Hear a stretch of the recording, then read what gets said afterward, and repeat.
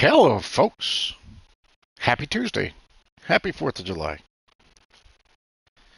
So, I have had the hardest time trying to settle on what I was going to do today. I've been bouncing all over the place.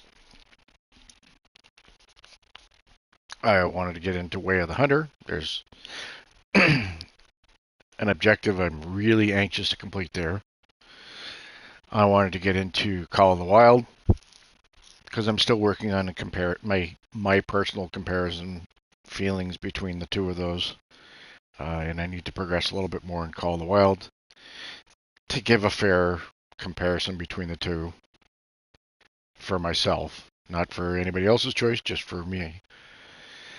And then I had a notification pop up. Space Engineers had a hotfix today for PlayStation. And I think in general, I think there were a couple other items that were there as well for improved quality on PlayStation, though. And a few other changes. Nothing major, just hotfix improvements.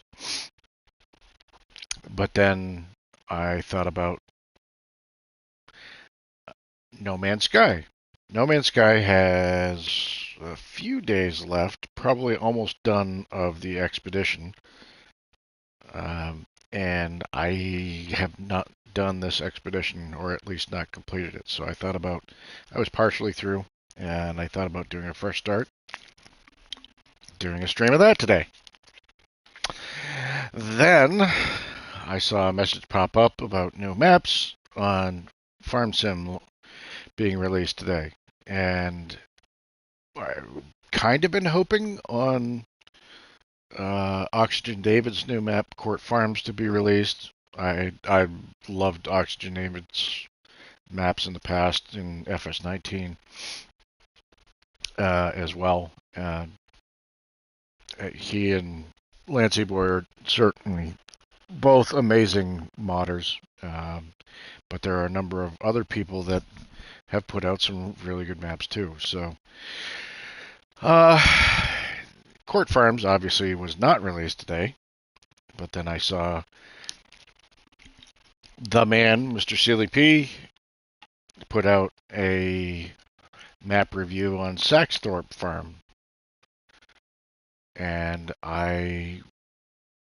it's from a modder who has just done. This is just his second map that he's created and his first map that he's released on ModHub. And from briefly what I saw, it looked like it was a really good farm, or a really good map overall.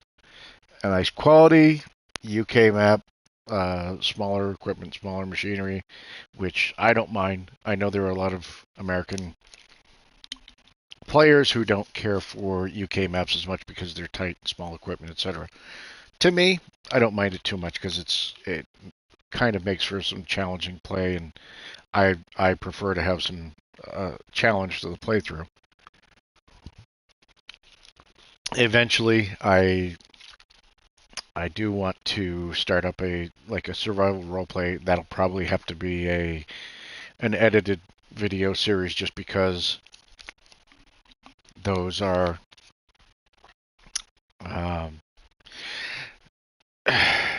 there tends to be a lot of time put into certain things like plowing, cultivating, things like that when you're trying to do a survival roleplay, especially whereas I want to start with little money, old machineries, things like that, because I enjoy it. I enjoy the challenge. But as I was pondering it, I thought about as well, I had Bucks County, PA already downloaded, and I have not yet played the FS22 version of Bucks County. Really enjoyed the FS19 version, and I've been thinking about it. I just hadn't had a chance to get back to it and play it as a new map. And then it came to mind, hey, 4th of July, Independence Day, Philadelphia, signing of the Declaration of Independence, Bucks County, PA. I'm going to play a Pennsylvania map today. So, that's what we're going to do. Not doing a survival start. This is just a playthrough for today. We'll see if kind of play out the Bucks County map from as a new farmer mode, see what it offers in the base setup for it, and I don't remember what he has set up for the farm, but we're gonna give this one a shot. We'll play this for a while. I may just stream for a few hours on this one and possibly swap over, and I may go back to when I end this stream. I may do another one for Way of the Hunter later on, but we'll see. And I also really would like to finish the expedition for No Man's Sky, so we'll see where today goes. But we have the day off. I don't have any barbecuing to do, so let's farm. Yep, that's me. Perfectly. I did not notice this guy had a ponytail. That needs to... That... I can't... No. Not a mohawk. I just want regular hair. No.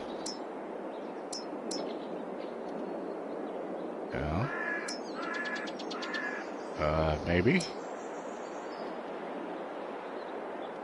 No.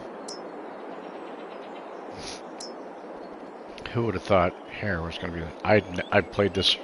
This is my guy. And I played... Maybe I should go with bald. That's too bald. Alright. My daughter's picking on me. She says I should be bald. Alright. That's good enough. Let's start there. Oh, start right in front of stuff. From appearances, it would say that Bucks County starts me out with good stuff. Nice John Deere planter. Big one. 1775. I believe that's one of the largest base game cedar. Okay, this is not bad. Yep, biggest spreader.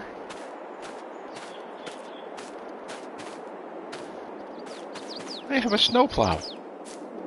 Huh. Okay, that'll move. Big mulcher. Nice.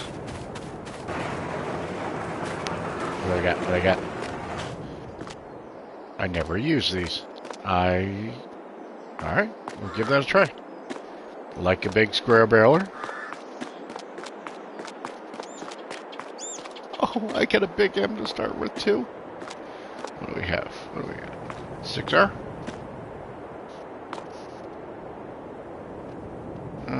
6M, okay. Alright, that's okay.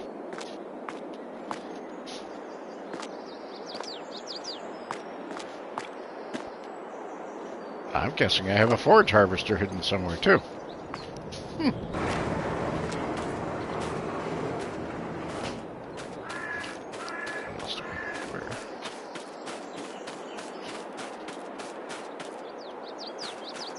What's that? Nope. Bell wagon. Okay. Shortcut.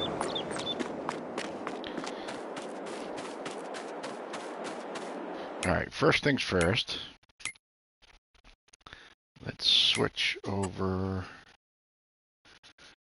For the first day, we're going to drop down to 2x just to slow down my first day because I'm going to spend a lot of time trying to figure out what I'm doing. Let's leave crop destruction on. Plowing we're going to leave off. Fieldstone's okay. Lime okay. And we'll mess around with weeds, dirt, and we'll get rid of automatic start. And then I don't want workers to be spending money on me. Good.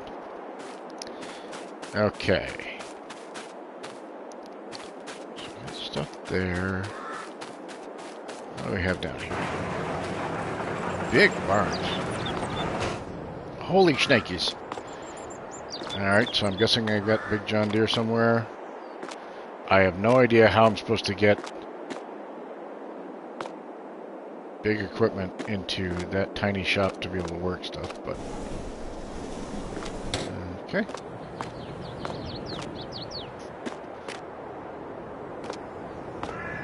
Nice, big sprayer. Makes me happy. I don't mind having left weeds. Oh my. Oh my. Okay. Big forge. 9RX. 9R.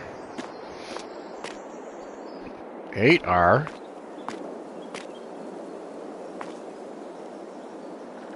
And a 6R. Okay, nice. Hate to say it, but I think that's 6M is going to be... Oh. Wow. You know, for all the excitement I saw about having the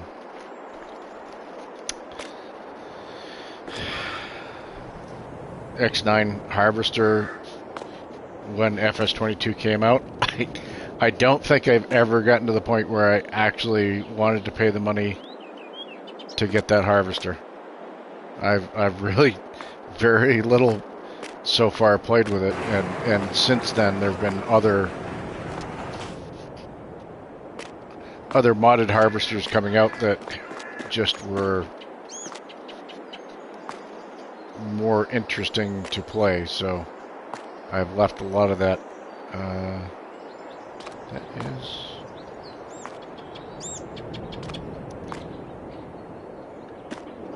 is it a forge wagon?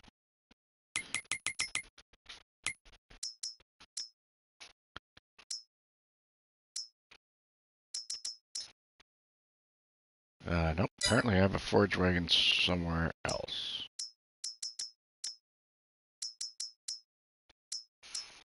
Yeah, okay. I thought maybe it was a forge wagon because of the pickup on the front, but there was no pickup for it, so... I've got a forge wagon somewhere, hidden somewhere, that I don't know yet.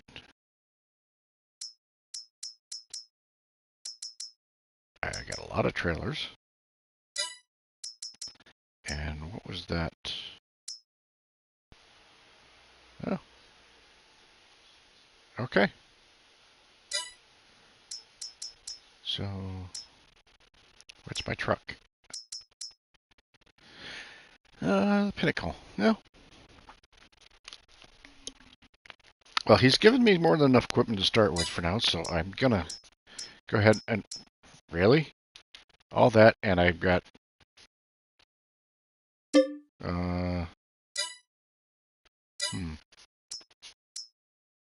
I don't know. We'll have to see about that one.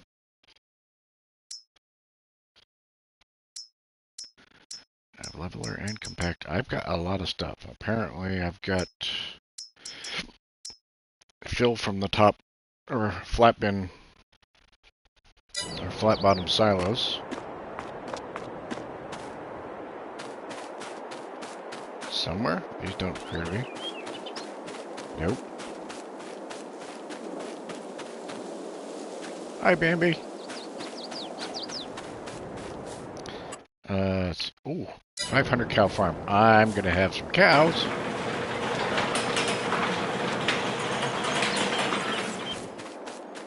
Wait, isn't this...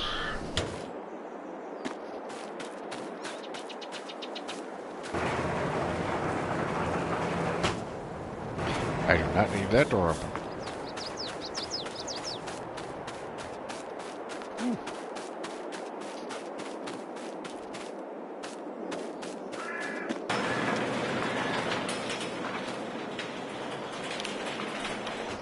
More deer. Who'd think? I'm not playing Way of the Hunter, and I've got deer all over the place.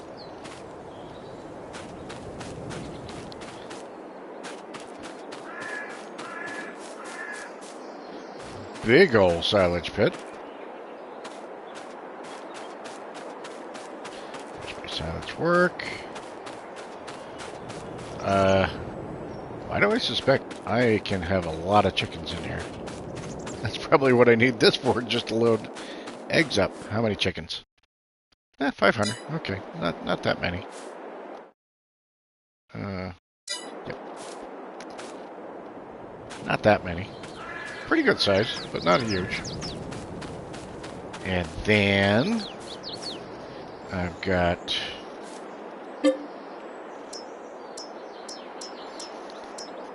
seeds or mineral feed.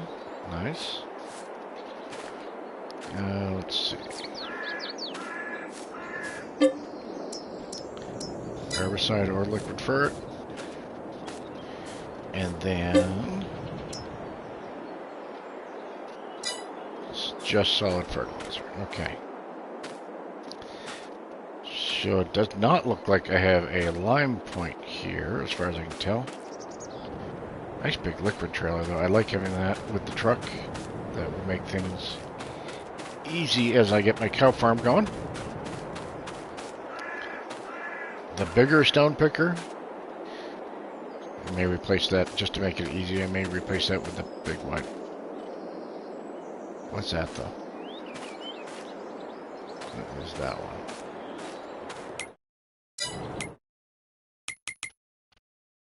Where am I?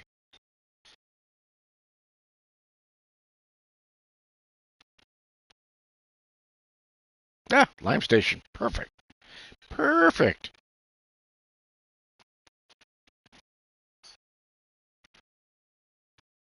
And what do we have for land here? Why do I have it looks like I have a mess. I gotta go check that out. It looks like I have a massive silo complex over here. That's probably where my other little piece is.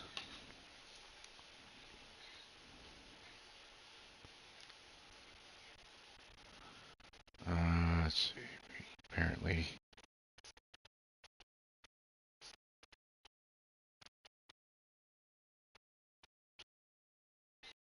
biomass. Okay. Must own all of these just for the sake of being able to build. We'll have to go down and take a look at those at some point. Uh,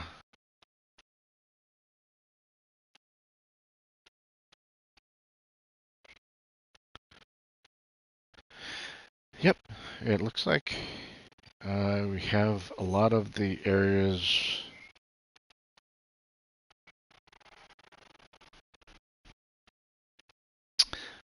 where some of the productions are so that we can do things with those. I already own the cereal factory lot. Not sure what the purpose of that one is. Water point. Great processing. Got a lot of field right there, though. Sawmill. Wood chips, probably. And the spinnery. Oh, what's that one? Nope, that's the bowling. And oh, there's my wheeler. Oh, there's my house up there. Okay.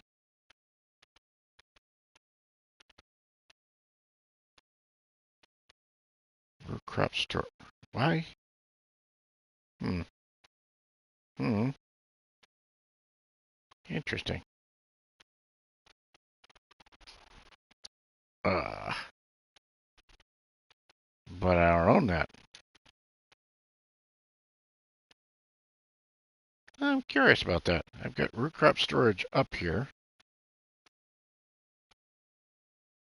And I've got my conveyors up there. But I don't know why.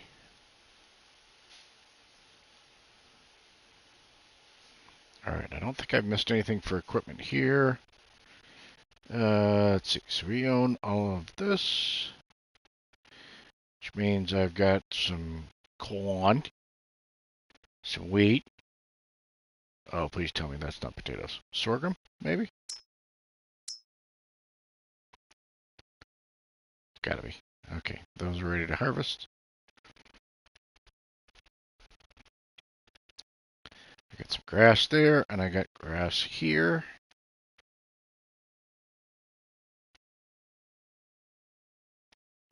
All right, well, let's get...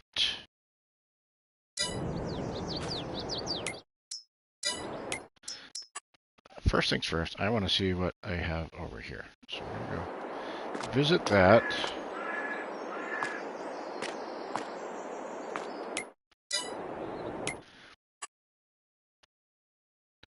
Feed grain. Okay, so this is just a... Alright, not storage, just a big factory complex. With one sell point there.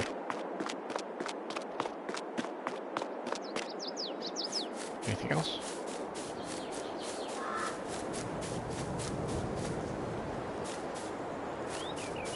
Can I sneak around? Nope, I can't sneak around the fence.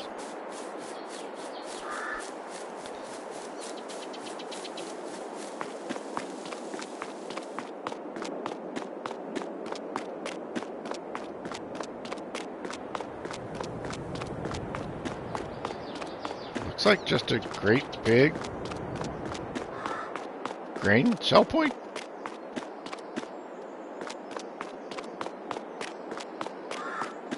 That is all blocked up to keep you from going in there anyway. Huh. Okay.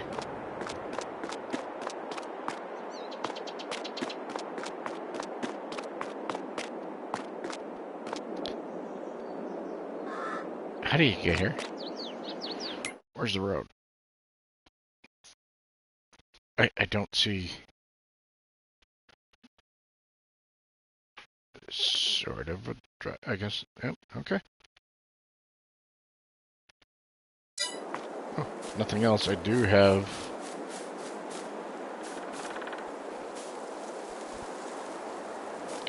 a very overgrown grass area here that I could potentially mow if I want to clean all these up. Those we don't like. They don't chip well, they don't cut up well, and they're super heavy. Alright, driveway in. Good enough.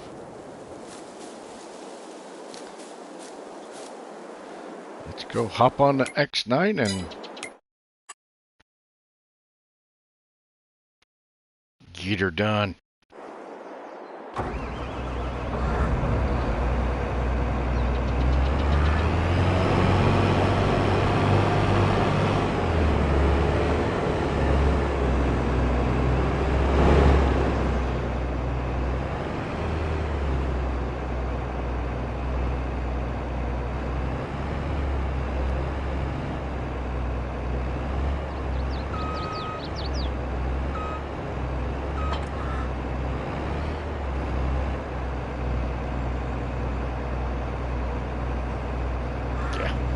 Take that too far. Just need to get it out of the shed.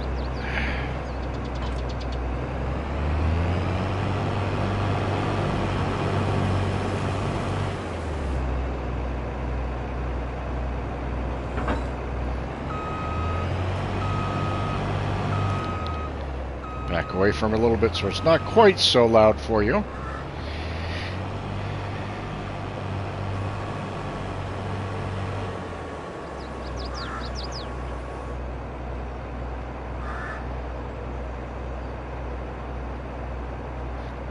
And he does mention in the map description, he's got very odd-shaped fields in here, so probably some of the things that I will do over the wintertime is get the devourer and tree devourer and probably clean out all the trees on that point there. Maybe that island, try and smooth out the land a little bit so that it make it a little bit easier to run with.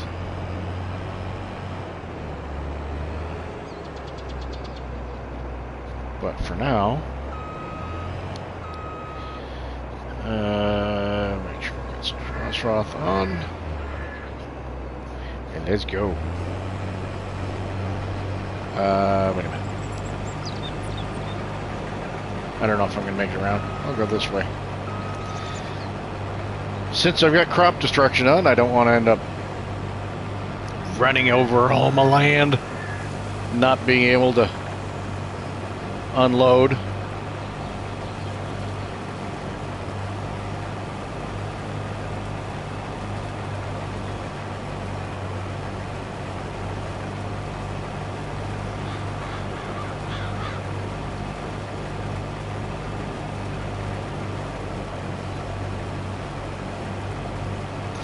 we'll have to see how this plays out. From a gameplay perspective, I don't mind doing this work myself. There's some times where I eventually get to a point where I want to be able to put a worker on stuff and move on. I'm sure, as from a viewer perspective, it's not an awful lot of fun to watch one person spending an hour, 2 hours just harvesting one field, doing the same thing. I know you're looking for variety. I look for variety. And if I make this a series, then I probably will end up, if I liked Bucks County before, so there's a good chance that I will probably try and stick with it for a while. I'd like to at least get to the point where my cow barn is full. I got a big cow farm, so why not fill up my chickens, fill up my cows, and make a go of it. How big can I make this farm? And obviously one of the nice things with the American farms is that you have the opportunity to use big equipment. In this case, I've already got a lot of big equipment, so we'll have to see what we do with it, how to make the most of it. I'm not really sure, and could be kind of a problem. I'm not sure what I do for growth on this farm, though, just because he starts you out with some pretty substantial equipment from the get-go. So trying to decide and say, okay, what do I get to that I consider a success on this farm? I've already got a big forage harvester. I can do forage harvesting if I want. I've got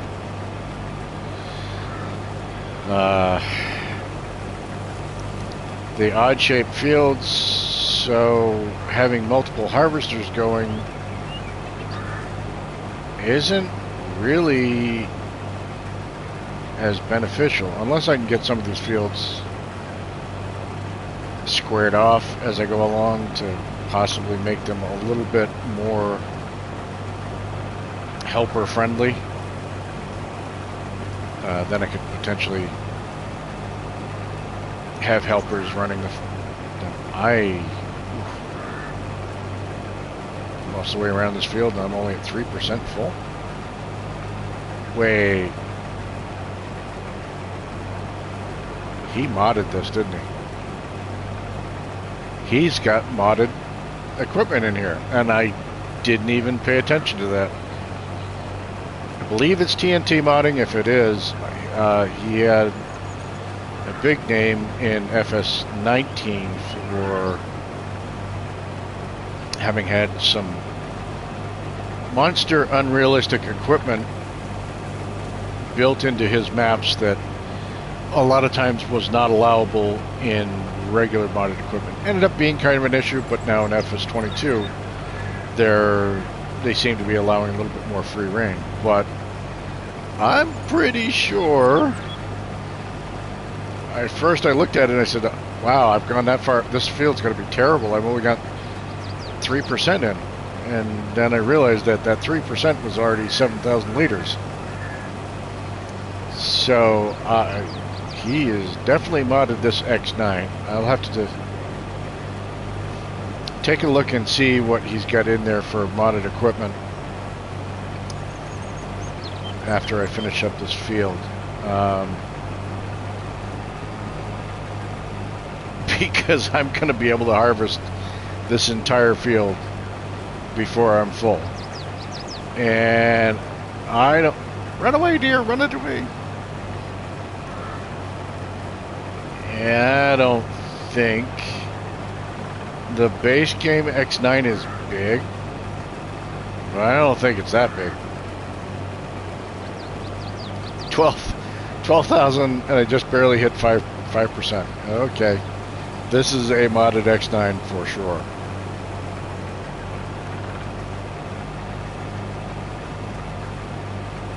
Nice. I hadn't even really thought about that. I guess I should have expected it. That means I would expect his planter. In the past, I know he has also modded planters and seeders. They may actually cover everything. It's good and bad. On the plus side, things like if I end up running a helper on here, I don't have to worry about constantly running to empty out the helper. The downside is I'm not sure what I buy for. I work towards buying for equipment that to have for a goal. Usually his modded equipment is pretty much makes it kind of irrelevant to buy much of anything else in the game besides his modded equipment, because normally you'd be working towards trying to earn money to buy that next big piece of equipment, or constantly looking to see what's on sale in the used vehicle lists to maybe find an 8RX or something like that. That's, speaking of which, what is even... Oh, this is a John Deere farm. I can't go with case. I already got a 6M. I don't know.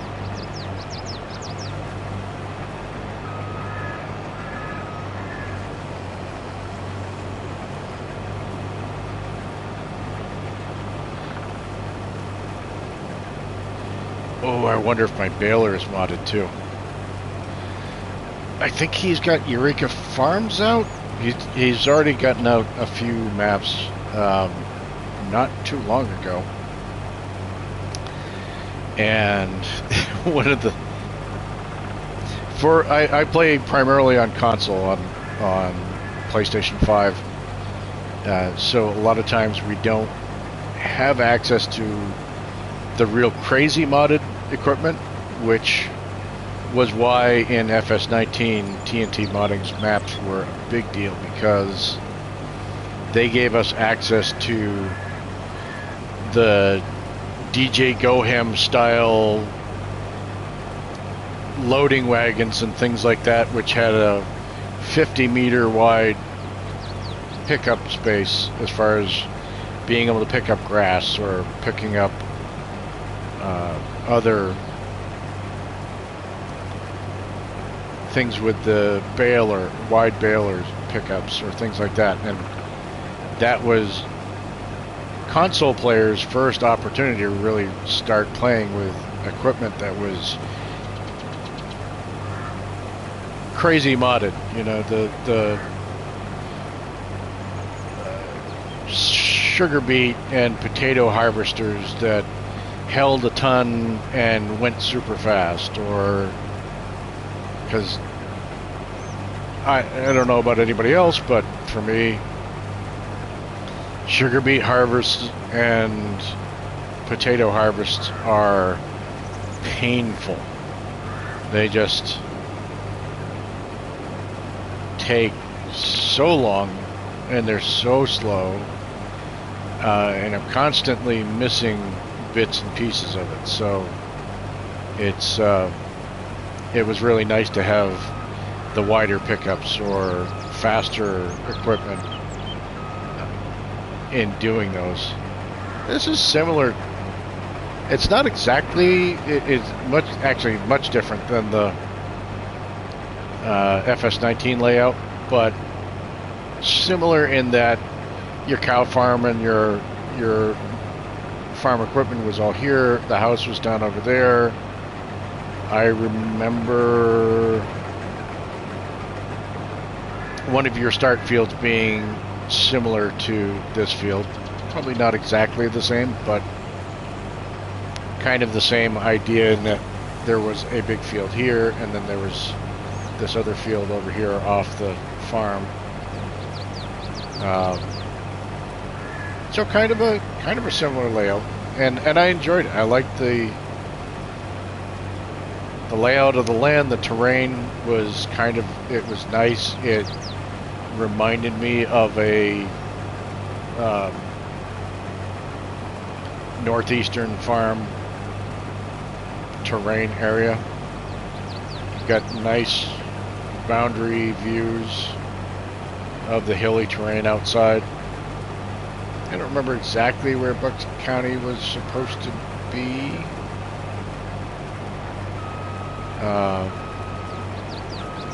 If I had to guess, I would say probably in Bucks County, but I don't remember exactly where that is in Pennsylvania.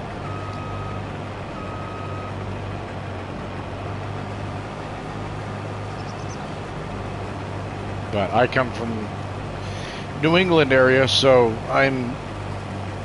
this is at least probably one of the closest maps of any to my home area.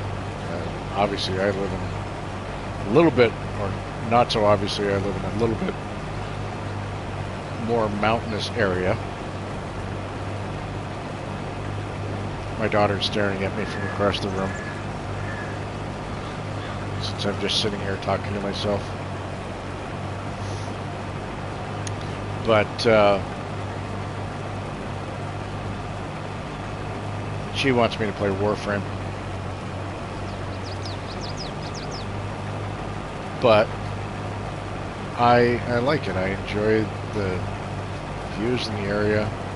I'll have to see how this pans out as far as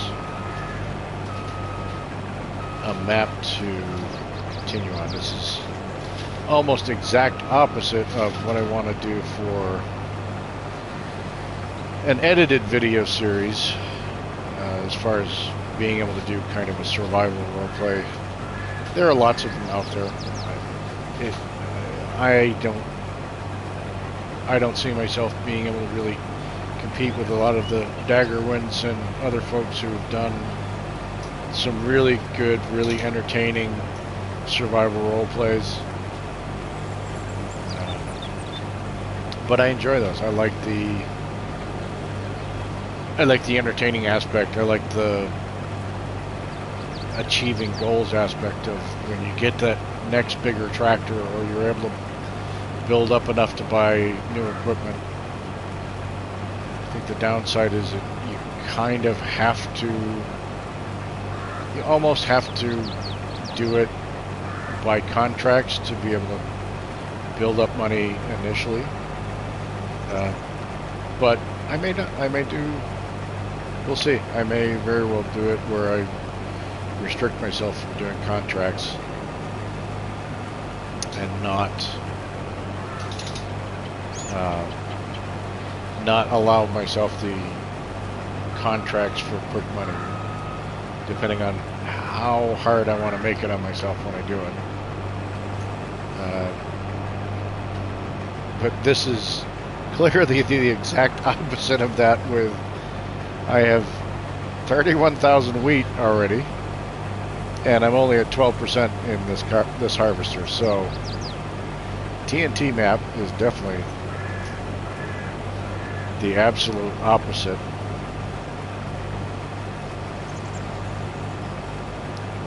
Of doing a low or no money starting mod map. I thought about doing No Man's Land, but there are already, actually I think there are a couple different people doing series right now on No Man's Land.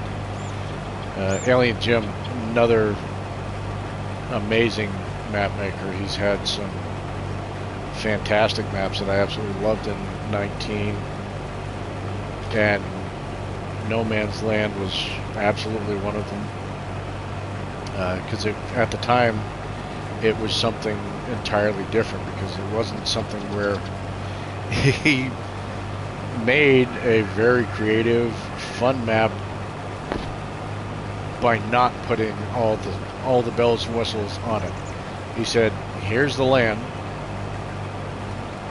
you figure out what you're going to do as far as developing it, and I'm going to give you a bunch of tools to let you build out your own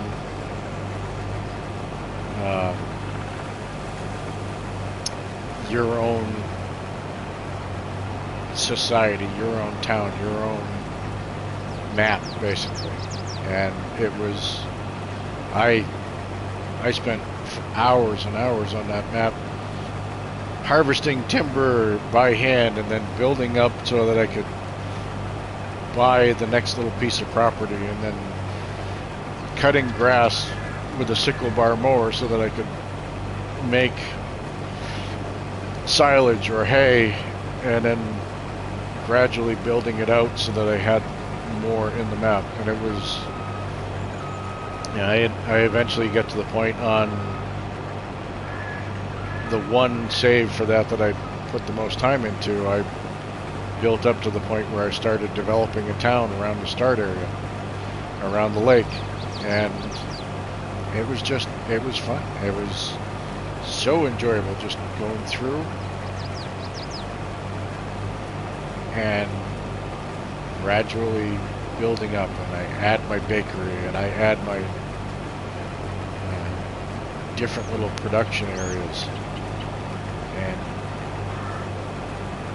I really enjoyed that. It was fun. It was satisfying when you plowed out new areas, because you were creating, you decided, the map maker didn't decide this is what your fields are. You decided what you wanted to build for the field. Do I want a square one, or do I want to work my way around these trees and rocks? And I'm pretty sure if I remember right, his FS19 versions, both that and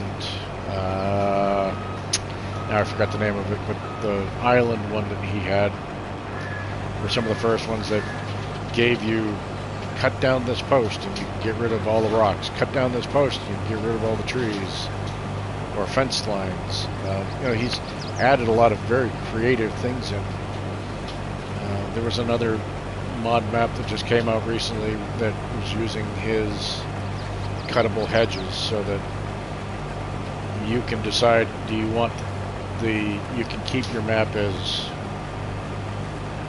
open or as closed in as you want.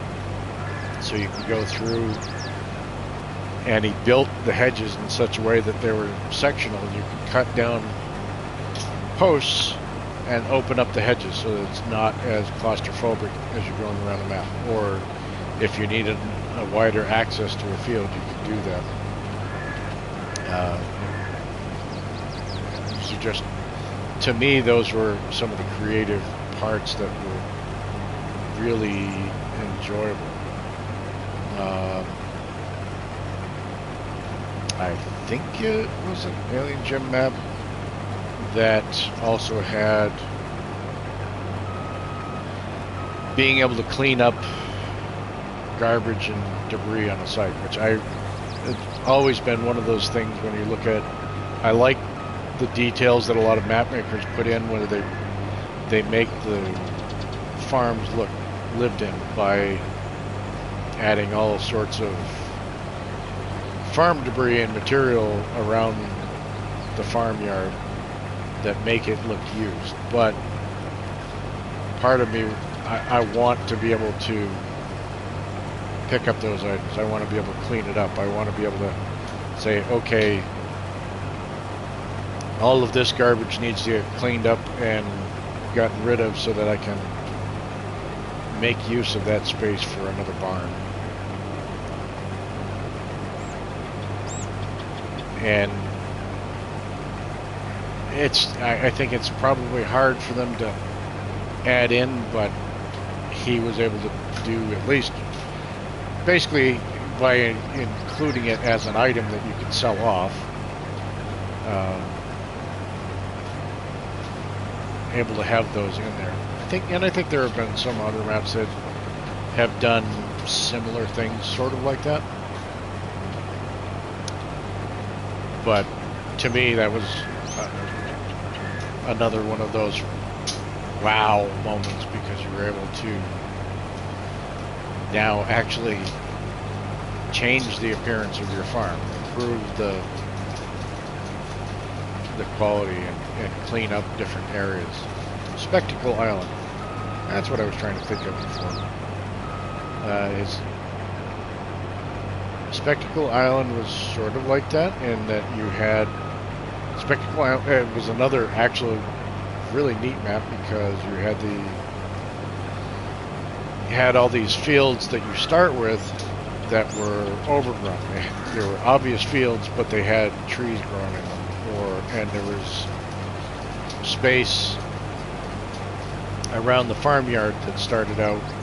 His Spectacle Island map was so creative, because he had the first barge that was added into a map, where you could actually use the barge, drive it. You were in control of it, and it took some work to fine-tune it, but you were able to load logs onto it, or grain, or equipment, or vehicles, and move them around to other sell points. And that was a real creative addition that he had in there.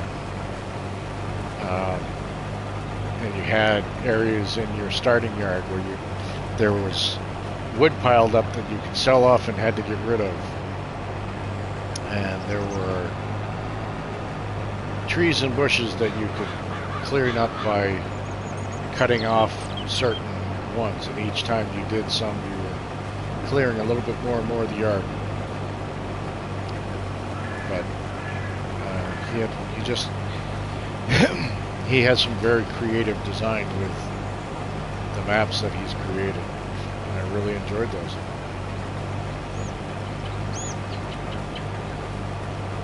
I think each map maker has their own. Some of the map makers that just, you remember their names because they're ones who have come up with a way of individualizing their own maps. TNT has had,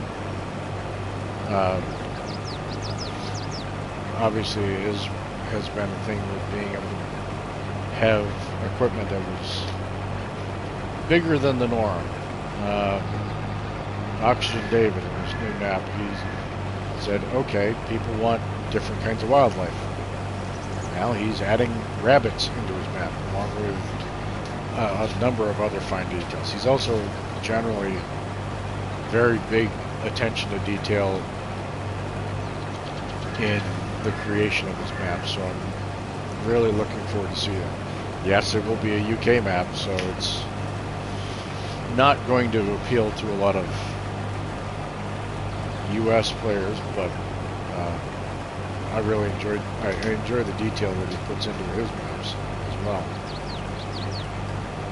Lancey Boys had some killer maps through the years, so I don't know if I haven't watched to see if he's got anything else coming out,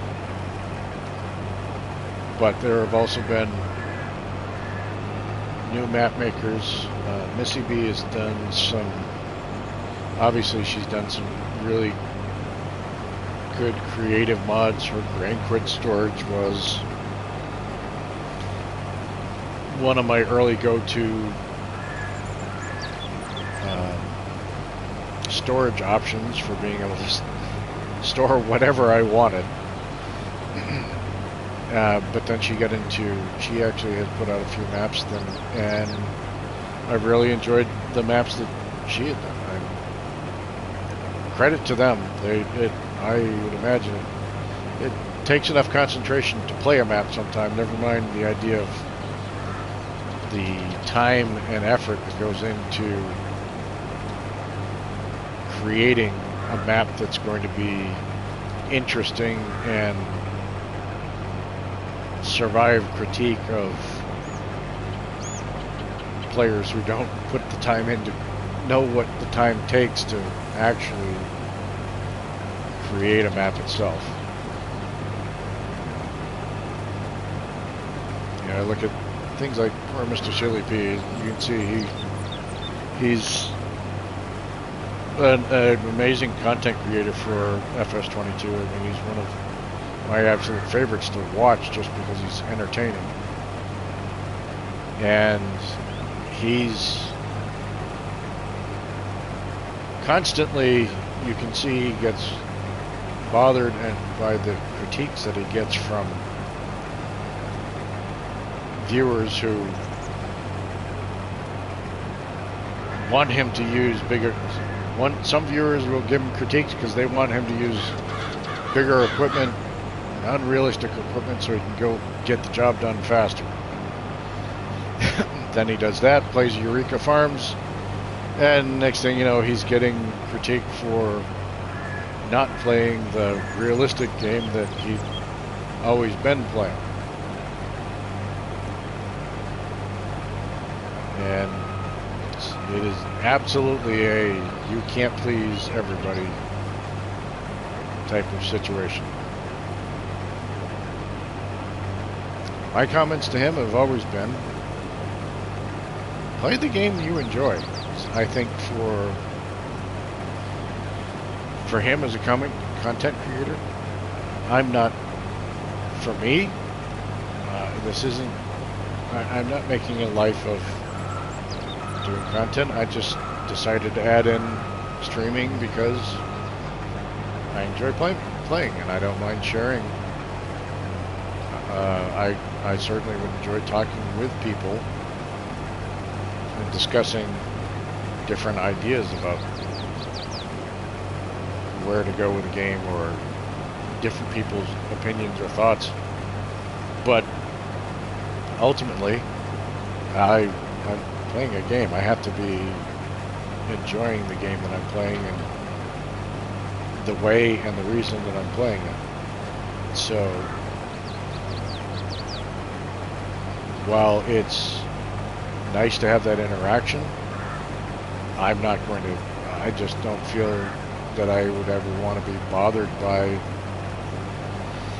somebody who's going to be constantly critiquing what or how I'm playing a certain game.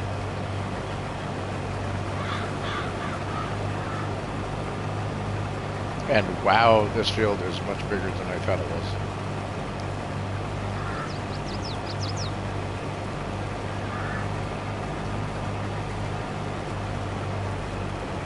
I may actually trade my header out for a tool height control header, especially since this is not a map that I'm likely to be using a lot of helpers or hired work.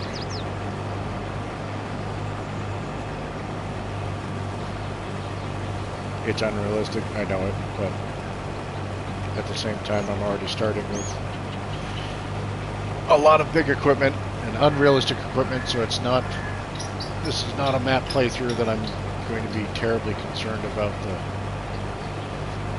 as much of the realistic side of it. I have 60,000 liters currently in the harvester and I'm only a quarter of the way full. I don't see any need to be concerned about the fact that I could be harvesting at 26 miles an hour.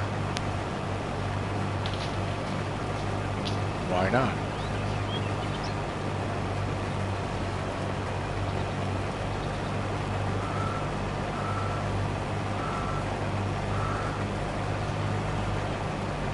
Right now, I'm actually keeping my fingers crossed that the baler is a modded baler that I can clean up all the straw in this field in a hurry.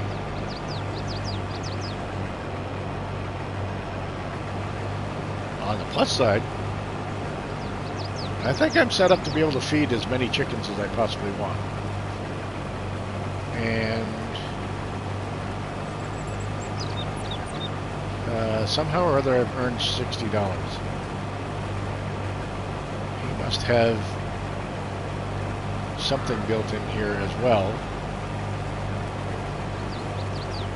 for earning money. No, I didn't miss that corner. I meant to try and straighten it off a little bit.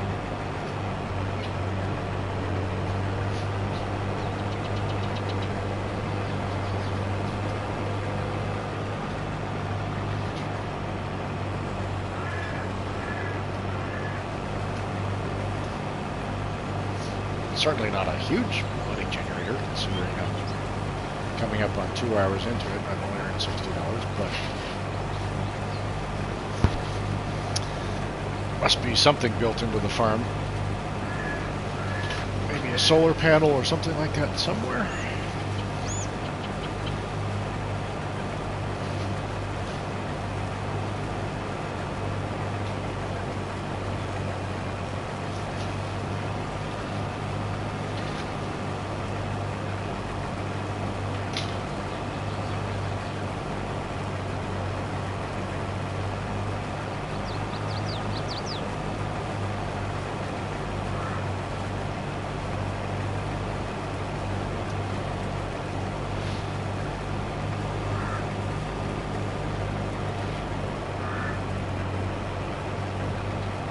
I've forgotten. I've got a playthrough going on another reasonably new map that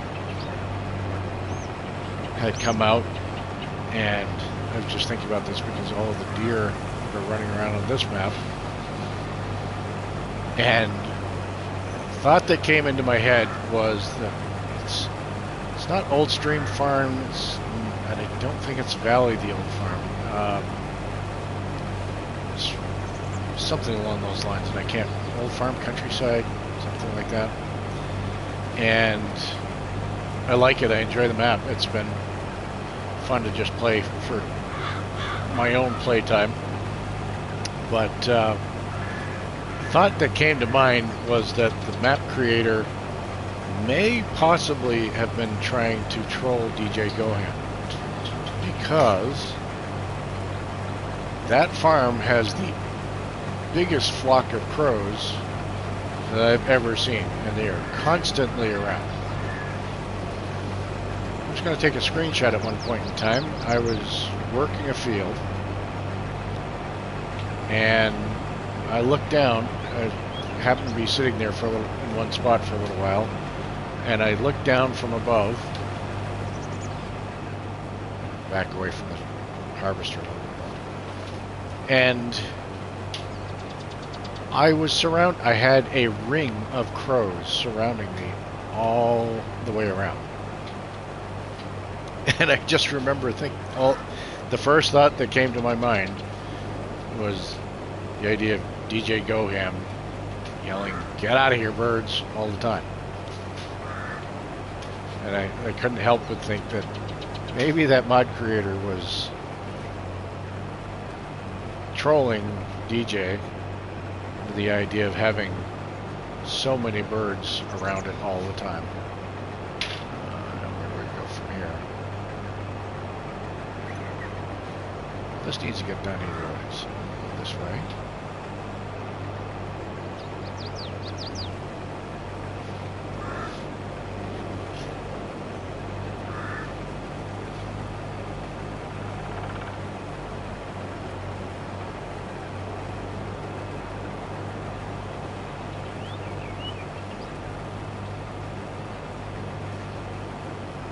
I gotta say, I can't imagine how long this would have taken if I was using an unmodded harvester, because I'm pretty sure I would have already, at this point, I would be having unloaded probably 4 or 5 times. I don't remember what the base capacity is on the X9. It's a lot. It's not that much. I think I would be constantly stopping to reload just in order to finish this field off.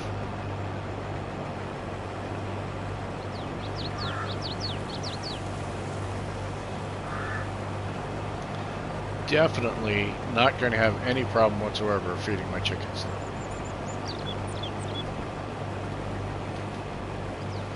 So we're going to go put some money into buying some chickens in a little while. Start getting some eggs.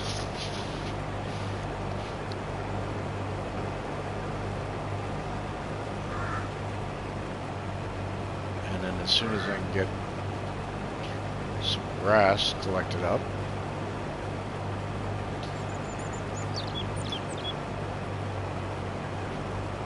which will probably be our our next objective. I didn't see mowers. I've got. Oh no, I've got a big M mower. That's right. Went into panic mode for a second. I'm thinking, I don't have any mowers. What am I going to do to cut grass? TNT's got us covered.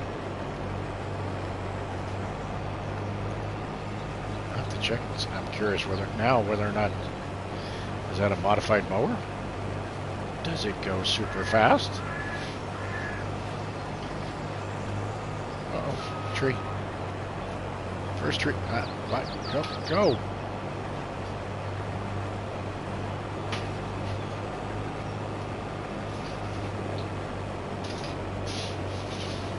Uneven terrain.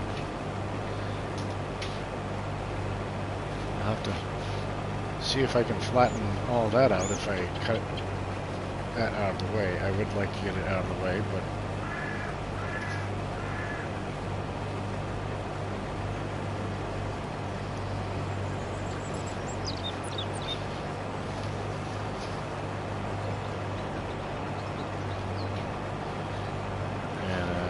yeah, that's going to be...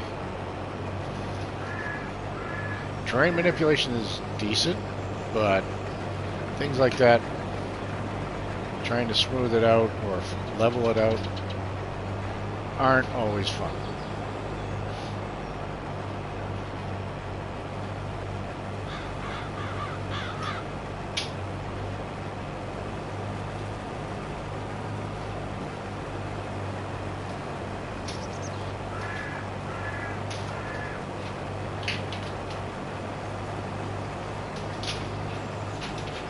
I don't know which is better. I've certainly had starts on maps where you spend this much time either plowing or just trying to prep fields, spreading lime, cultivating.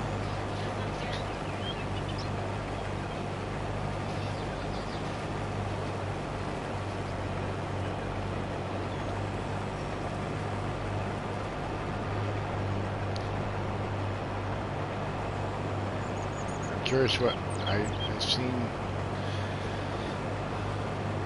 Certainly there's plenty of Farm Sim 22 content that gets plenty of attention, but I'm curious what people are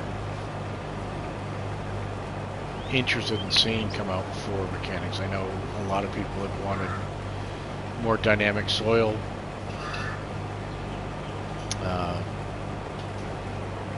There was also some disappointment with the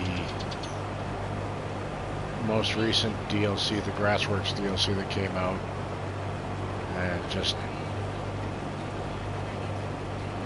sort of felt like an Alpine DLC rehash, which in all fairness it is. It just depends on what your feelings are on using that type of equipment or that machinery. I mean, it's a European company, so it's not surprising. I think maybe for a lot of US players, they look at that and say that's not realistic, that's not anything that I need to use. But I wouldn't be surprised if a lot of that equipment makes sense for from a European perspective to be something that's in there. I know for me, one thing that I'm kind of surprised that we haven't seen yet is, I believe it, I want to say it's Kloss, has a large mower piece of equipment. I thought it was a Jaguar, but I know Jaguar is also the regular forage harvester. But I've seen one, and it certainly it's much bigger and has a much wider spread than the Corona Big M. It's a massive, nothing I've ever seen in the US, but I've seen it on some farm machinery videos. Absolutely massive piece of equipment for mowing fields. And considering they put so much time into grass works and things like that, it's a lot of smaller equipment, but really kind of surprised that I haven't seen that either from a modder or from Giants themselves added into the game.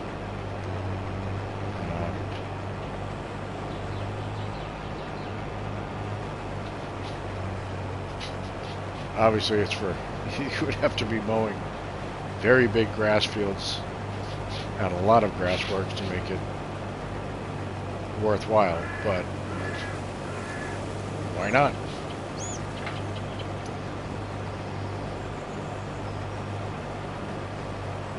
Oh, almost done. Getting down to the last little bit.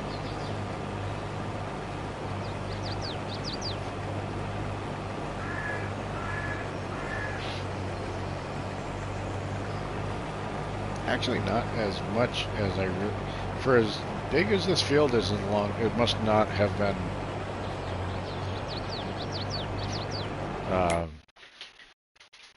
100%. I wonder if I can even see now. I still have some left.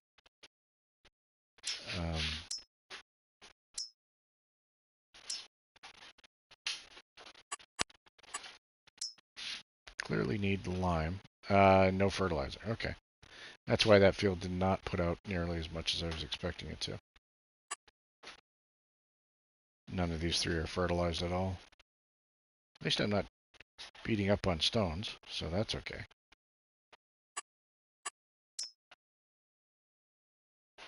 That will be all right.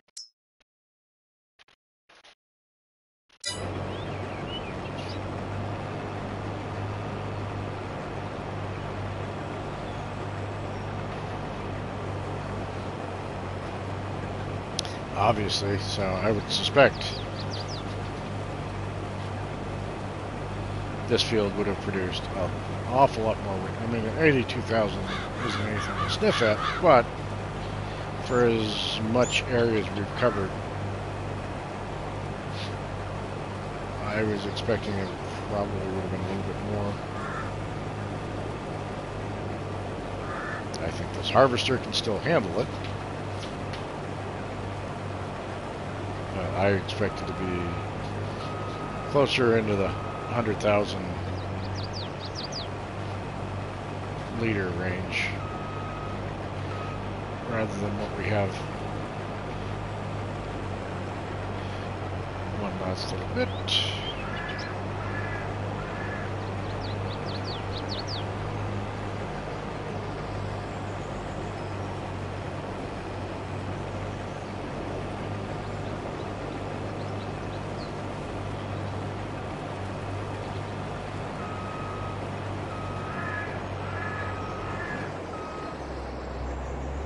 And we're done.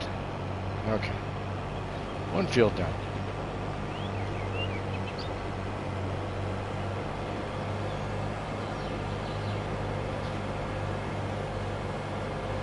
Although I'm not sure what TNT gave me a truck for. If I've got I'll have to check and see what the capacity is on those, but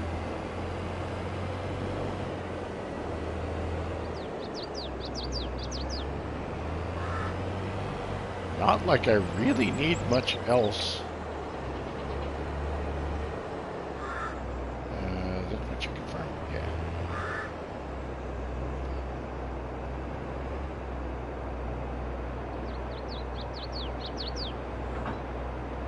Drop that for a minute.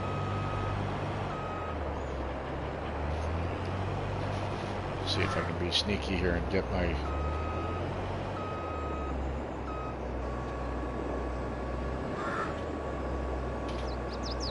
Can I offload?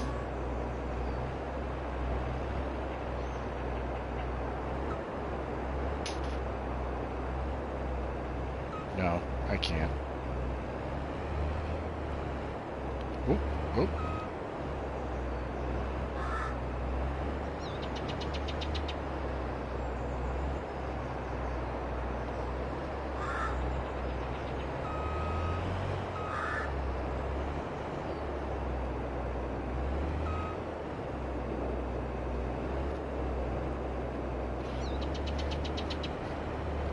There it is. Okay. Chickens have all the food they could ever want.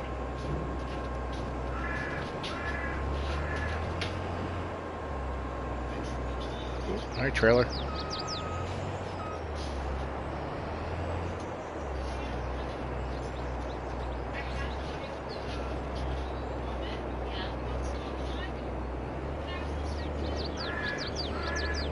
Just barely hits the corner of the drop.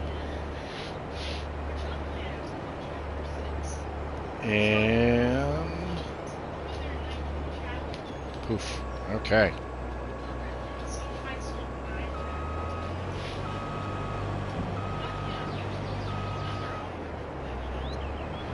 Now we do still have a small sorghum field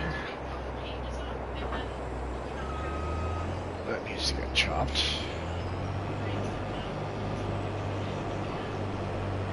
I'm gonna have to decide what I want to do with my corn. Whether I want to put that in silage or do I want to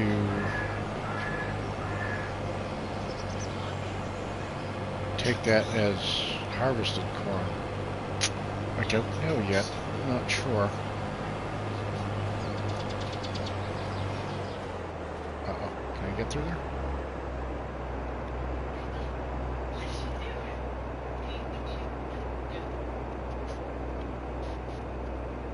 Yep.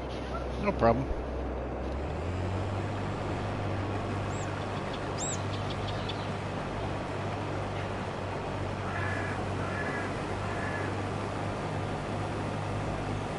No sorghum straw. I guess I can only have so much straw. That's okay.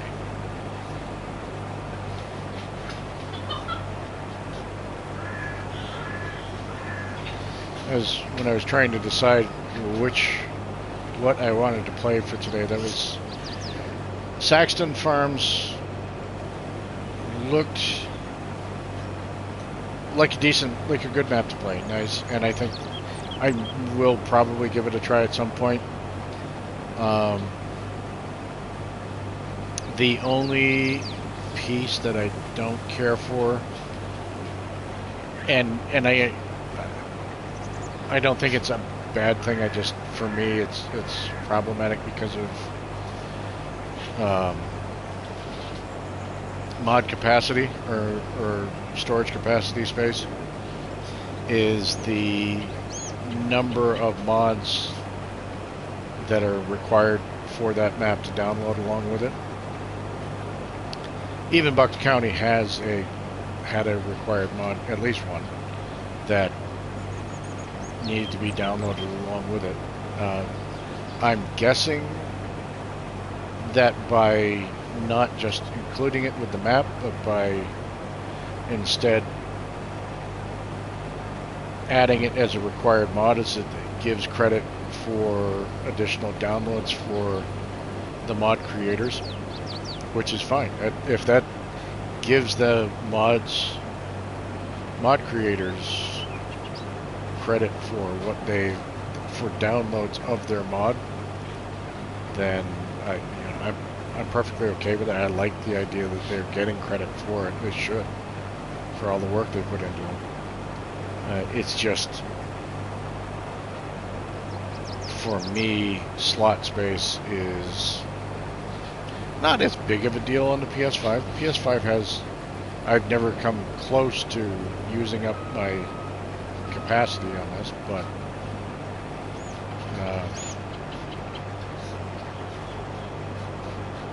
I certainly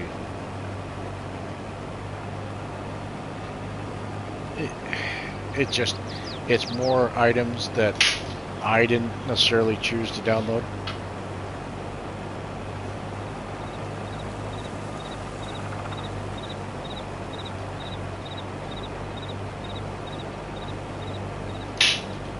Hang on, I'm going to step away for a second.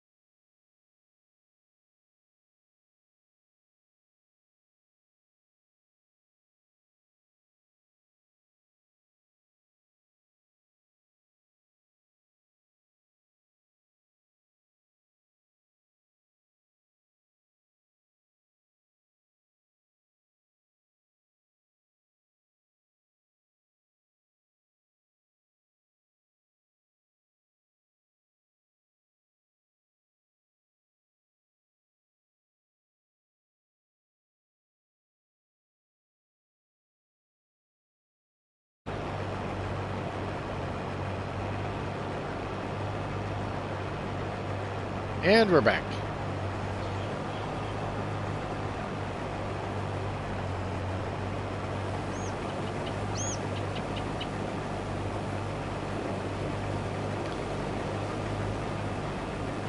Oh, I don't know if this harvester is capable of holding all of this sorghum. There's just so much. I have a pretty big grass. I remember in FS19 version it was a very large grass field over there. I think, if I remember right, his 19 version had, you kind of had to do some work on clearing it out and making some space. I don't remember exactly for sure.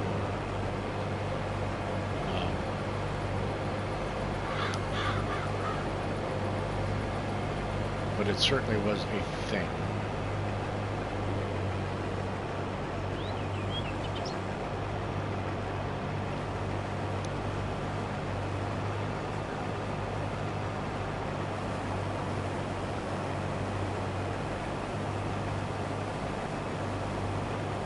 I guess keeping my lines probably isn't as much of a thing in sorghum, since I'm not worried about having straw to pick up afterwards.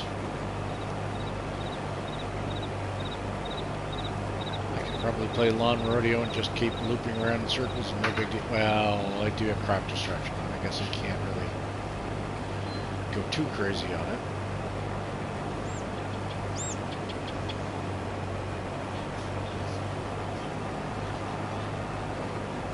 But I've got a little bit of freedom to do that.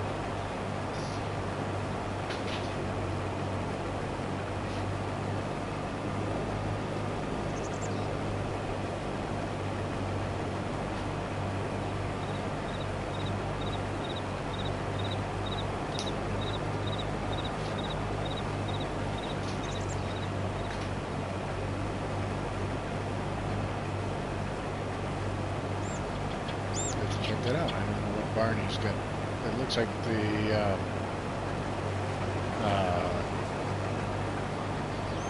base game barn from, oh my goodness, I forgot, Elm Creek.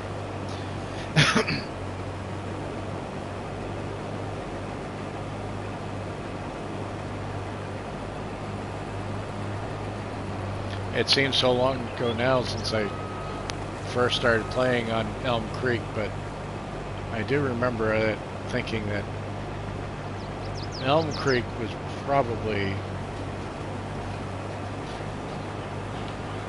for me, I've only played since FS19. I didn't really have an opportunity to see what 15 and 17 were, and it's, in some ways it's not fair to compare previous versions, but hang on.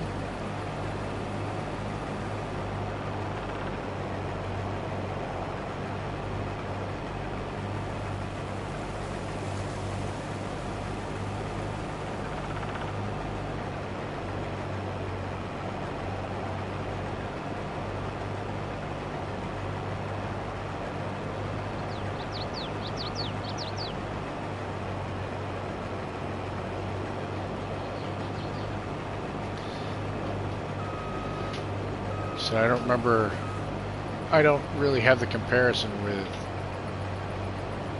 almost drove over, with the earlier games, but for me, I thought Elm Creek was, it's hard to make comparisons because obviously FS19 you had different expectations, different capabilities of what the game could be, but Elm Creek was the first, to me, the first real American-style map that they had made. They had one, and sort of, in 19. It just didn't feel quite the same. And I thought they did a great job with Elm Creek. It was just a really, it was a playable map, and it was what I needed at the start of FS22, since we were going to be waiting for a while for different mod maps to come out, and the idea of having a map that was playable for a long period of time just was. I appreciated that. I played for quite a few hours on Elm Creek, and I enjoyed it. It was a very playable map. It was just a map that you could occupy a lot of time on it. I think Giants did a really good job.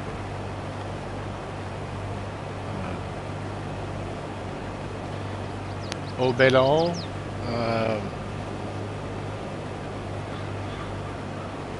was okay.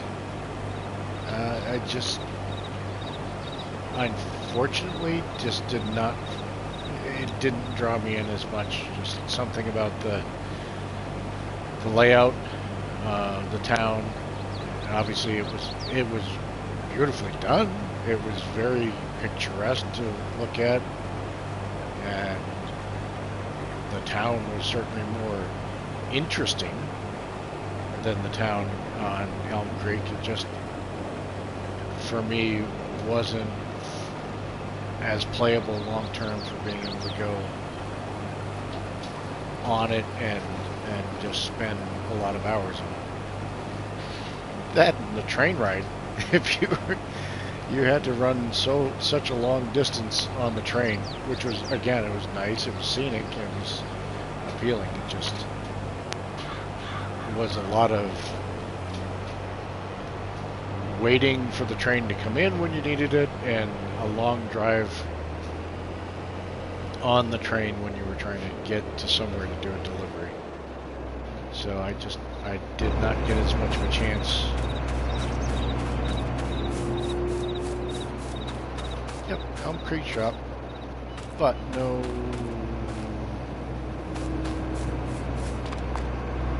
Yep.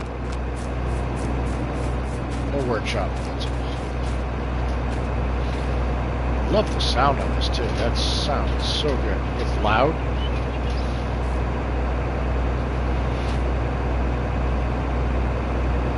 I hadn't noticed it. Every once in a while, I have to stop and just appreciate. You know, you step back and you just go, play as fast as you can, and I often lose track of the fact of how good the equipment in this game looks.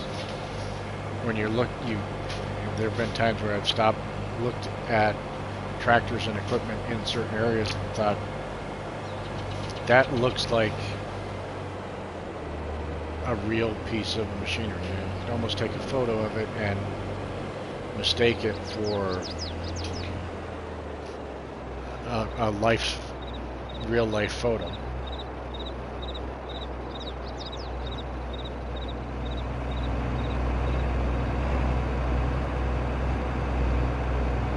And I have to say, the sound on this X9 is probably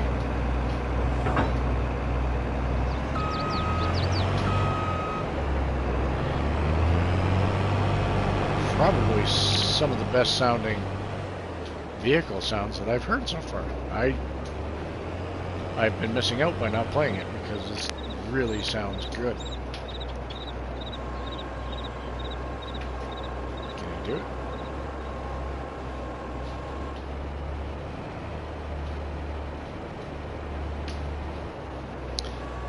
Voila. Okay.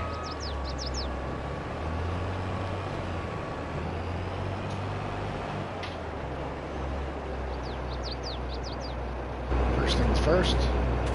I don't need to buy a lot, so let's buy. Oh, let's see.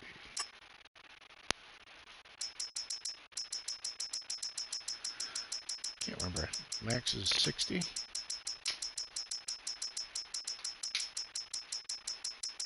Yep. 60, so.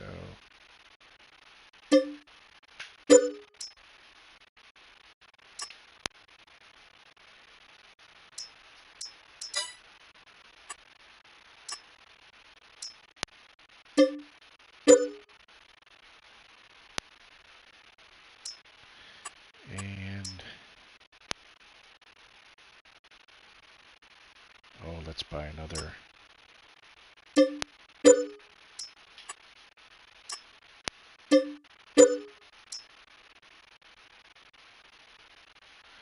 Another 120 of those.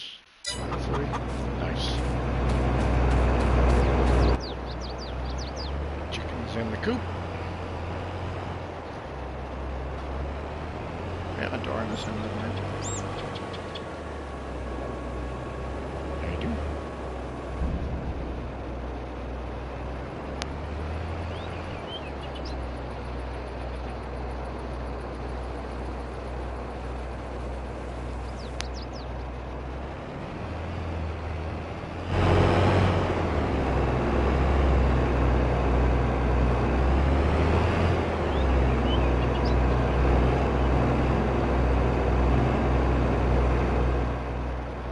Sounds so good.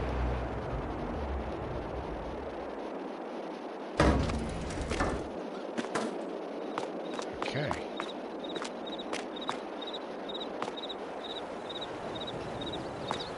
I don't remember having.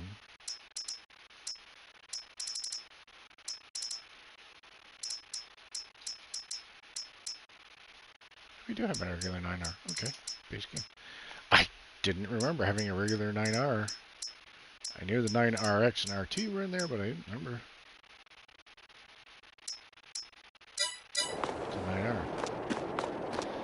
Alright, and for the time being, I don't need to spray anything. I am...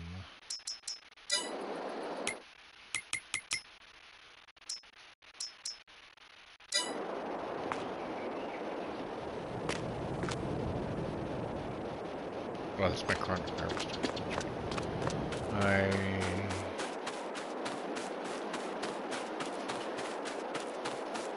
Wait, I do have a big M, right?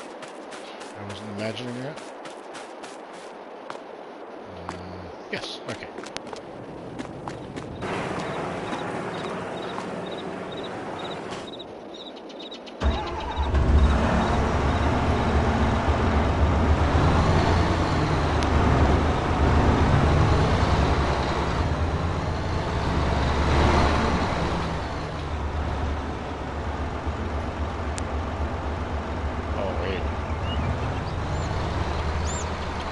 Just cow pasture? Is that all we actually have there? Kelsey,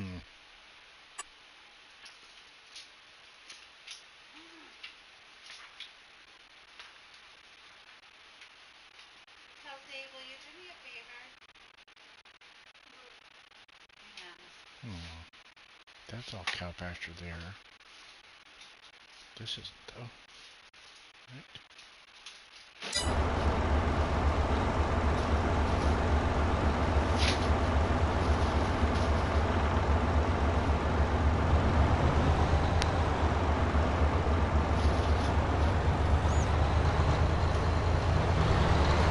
That's closed off. I don't think I have access to that. I only have that grass field over there.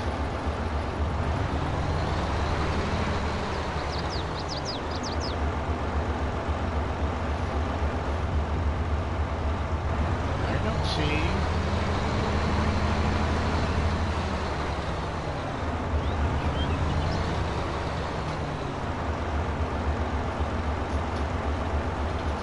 No, he's going to keep me from being able to use that too.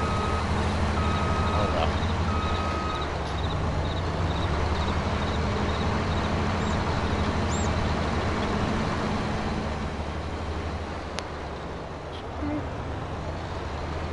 Okay, spin out.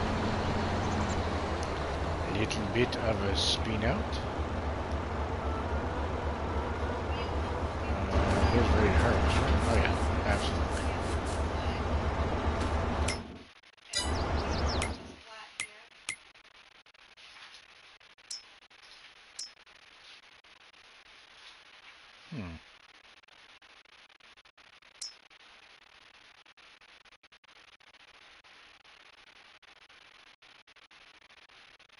Alright, so that's just all field grass.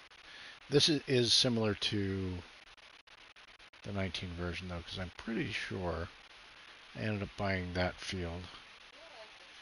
and just turning that all into grass. What is... you got sunflowers in there. They're about to... I can do that.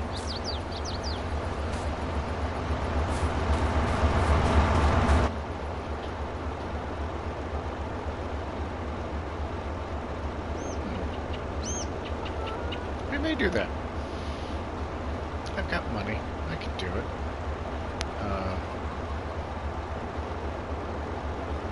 Speaking of money, what do we have? Yeah, I have property income coming in from something. I don't know what.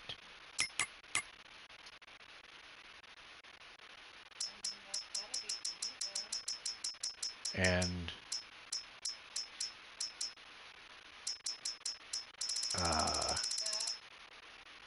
I own a bunch of greenhouses somewhere.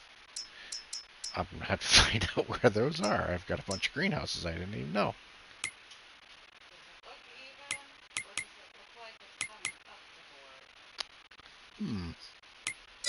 Alright, so while we're at it, let's take a look and see what have you done here. Oh my. Are my eyes off? That bucket does 100,000 liters. Holy smoke.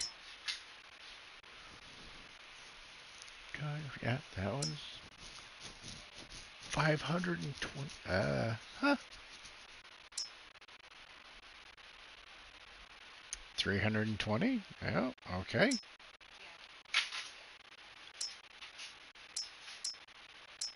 Oh my. Over 950,000 liters between those two. Apparently I can deliver... Wait.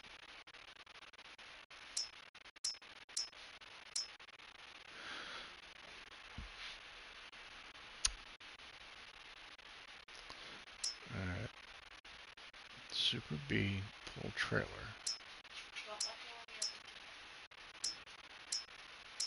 Oh, 756. Okay, not 900. 700. My math was off. Okay, and these got the John Deere. Speed isn't changed. But he's basically made it a Plains, Great Plains, in that it will do seeding and planting. Also includes potatoes and sugar cane, which I can't remember. Oof. The braid all will carry a little bit. No additional spread width, at least according to that. Sometimes that isn't necessarily... He may have a greater spread width, but it certainly will carry a lot more. And I don't remember, 11 miles per hour might be faster? Not sure. I have to be careful about seeds on these. This thing carries 78,000 seeds. That one's 35,000. Yeah, I can probably load those up with seeds and never have to load them again. Same thing. We'll do 9 miles an hour, 11 miles an hour. So this one is faster, but not cover as much area. And I can also do it with a slightly less powerful tractor, but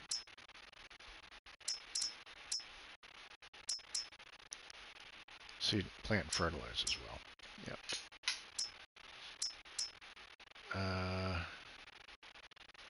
42,000 liters, so it carries a lot.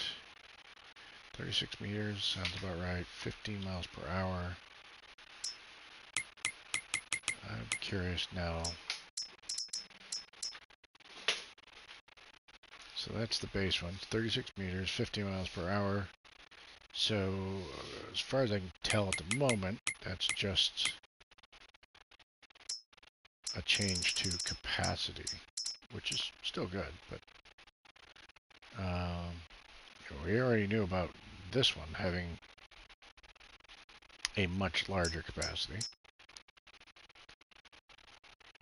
Not sure what he did with this. Maybe it's wider. don't know. Be interesting to see. I'm not sure what he's changed with a compactor. Yep.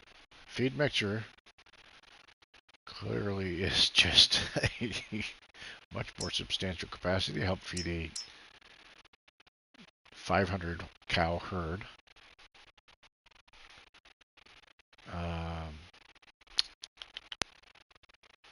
Yep, almost 500,000 capacity on that, and doesn't mention pickup range, but we may have to try that one. And we'll just do compacted silage to start with, just because I'd like to see if it's got a broader range. Europa header will do both potatoes and sugar beets, which is nice. And he's slightly up the capacity on the Tiger. Only a little bit, I'm sure. Little Abby carries 250,000 liters. Sure. Now, see, this is one thing. It's like, okay, he added in a modded T560. Carries 250,000 liters as well. But if you're already starting with the X9, I'm not sure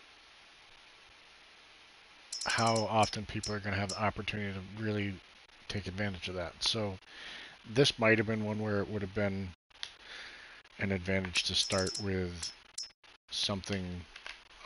I like the X9. I'm glad I actually got to run it, because I may not have bought it on my own, but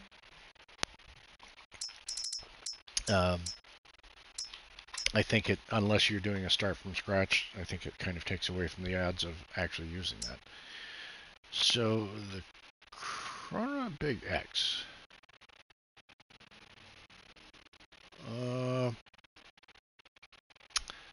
Not really, because since it doesn't really have a capacity, I don't know if he's upped the horsepower, maybe? Let's see what it looks like normally.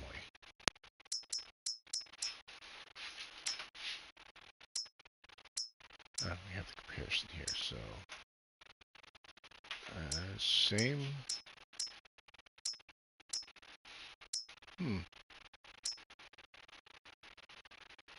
I don't know. I'm not sure what he would have changed on that.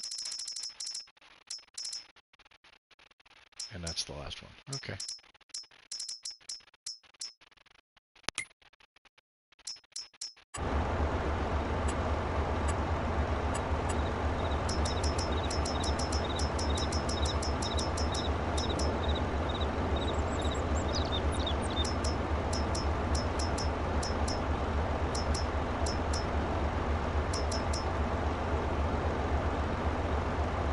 Sheep farm garage.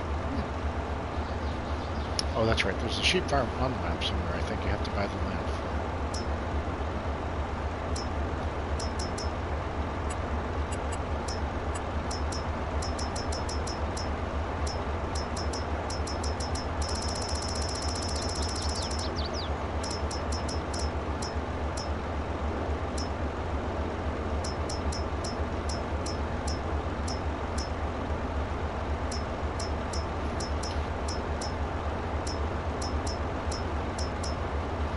Much easier to do this when you're reviewing stuff from a clean account that doesn't have, like mine, a lot of mods already added in. So I don't know how much. Oh, but kind of flat bottom.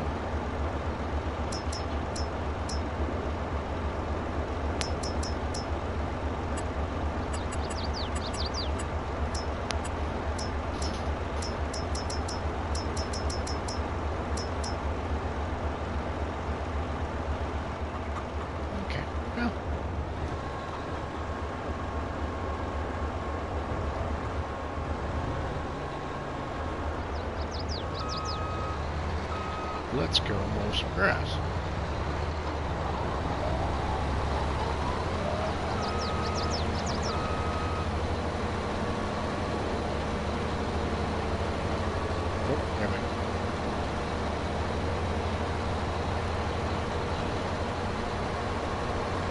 There we go.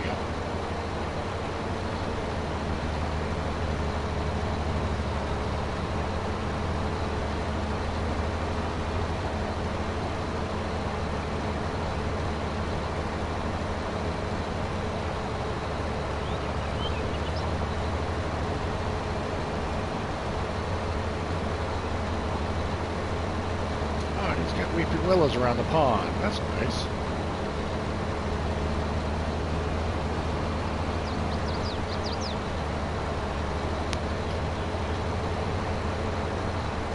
This is a much bigger grass field than it looks like on the map, though.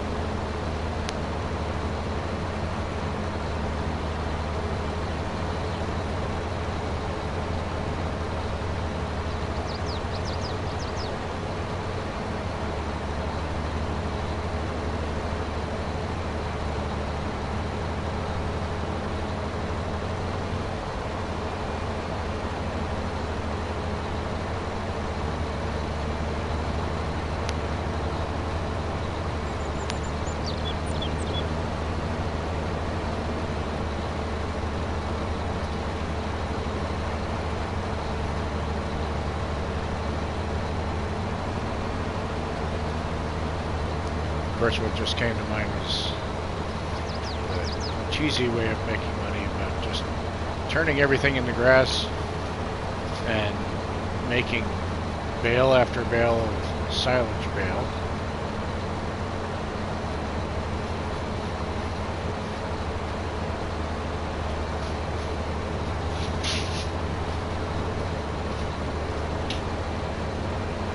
Maybe not necessarily cheesy way, it's just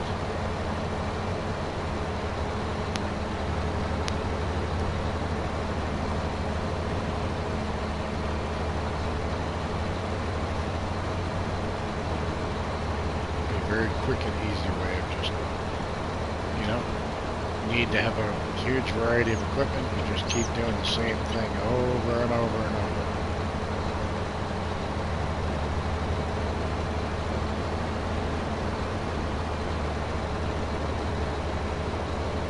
I guess it just hadn't been fertilized at all. I wasn't sure if this was planted grass or field grass, but now it's clearly showing that single fertilized state of grass.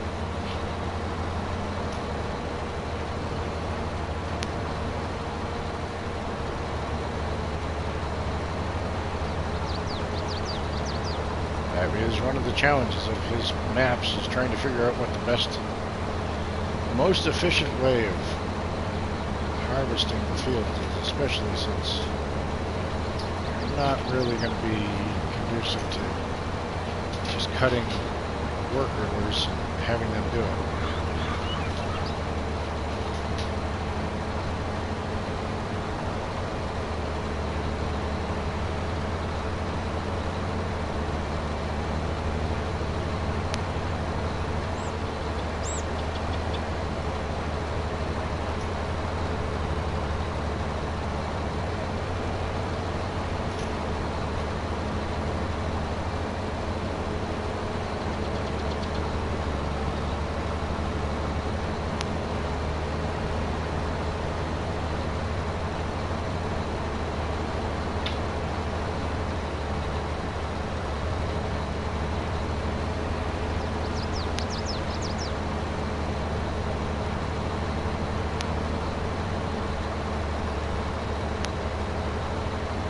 sad part, what I noticed is he didn't have his mudded baler in here, which means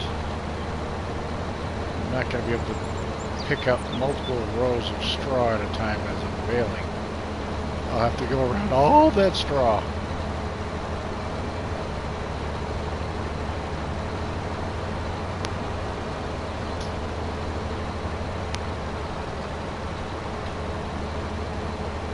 Hopefully I'm lucky and his forage wagon actually is modded with, and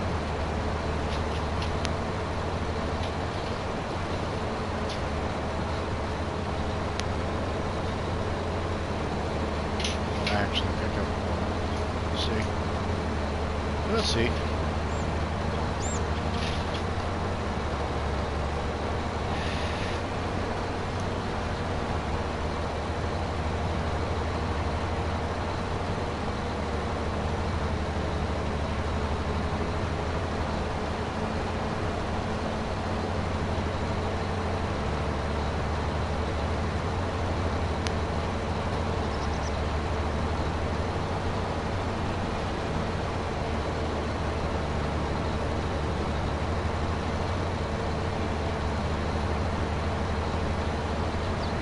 I think this is one of those fields that would have taken me a long time with a sickle bar mower.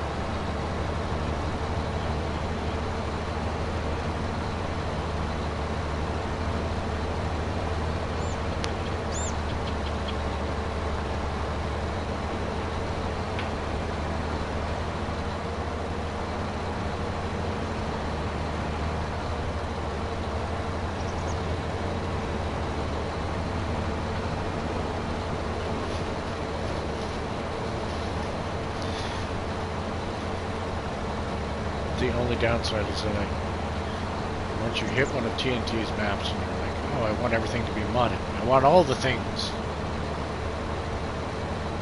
And now I've got a big M. It's unmodded. I start thinking, boy, if it only went faster. Realistically, I'm still, the big M itself is 15 mile per hour lower, so yeah, I'm still lucking out anyways. How many maps do you start out with just the rear swing out rotary mower to try and do harvest with? Just round and round and round trying to mow that. And now I'm spoiled. I started with modded equipment. I want it all to be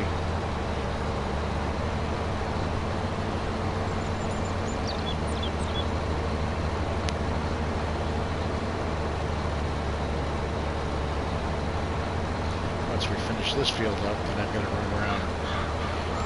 Probably will finish this field up, get the grass in. I probably, since I've got the modded forage harvester, probably will use the silage pit. I don't always care for that much, just because it takes so long to pack and level a silage pit out. Do that since the forage harvester is going to pick this all up fairly quickly for me. And then I've got to I want to try and find out where my greenhouses are.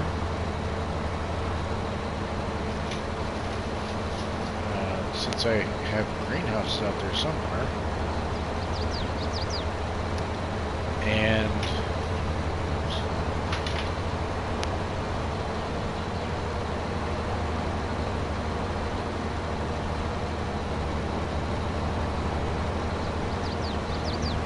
no, we'll see whether or not what time I'm at.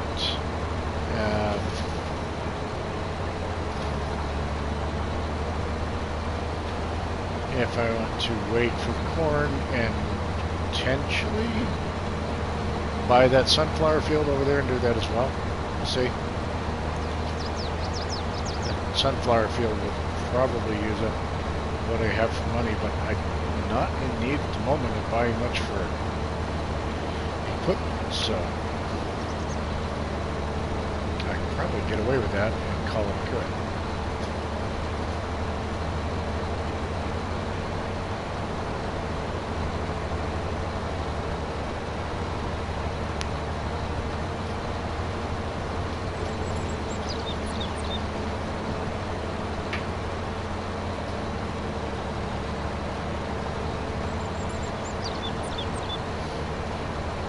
Maybe I'll hop on the Gator and drive around the map a little bit just to see more of the map.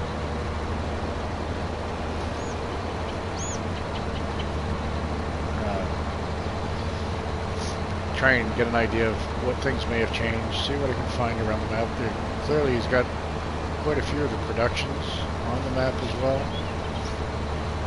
I didn't look at all of the modded pieces that he's got in there. Probably should take a look and see if he's got modded productions as well.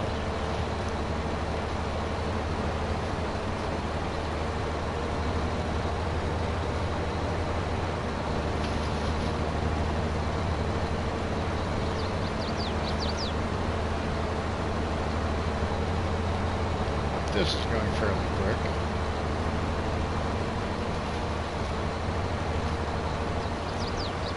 May have to step away for a minute after I finish mowing this. I'm pretty sure my dogs are staring at me because they want to eat.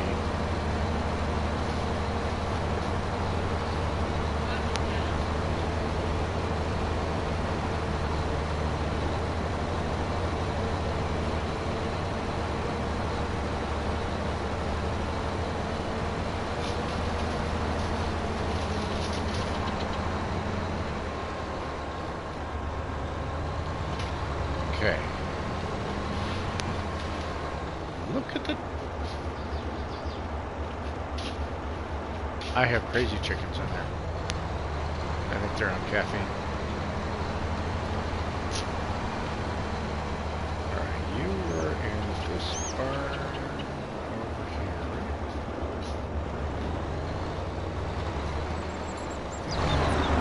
Yep, right there.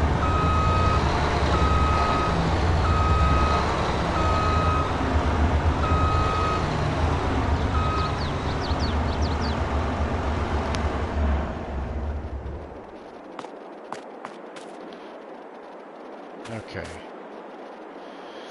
Step away for a minute, I'll be right back.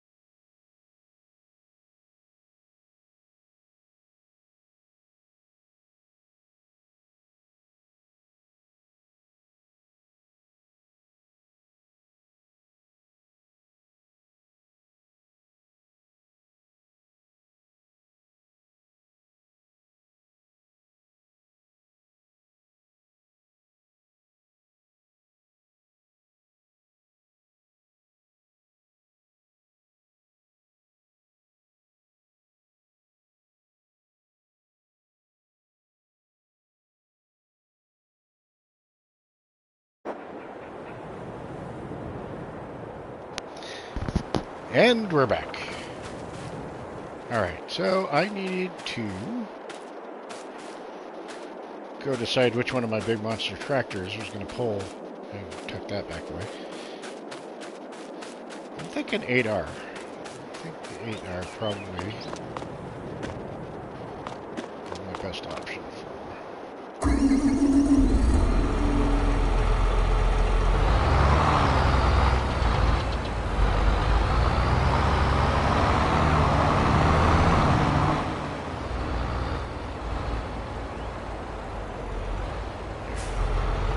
Here.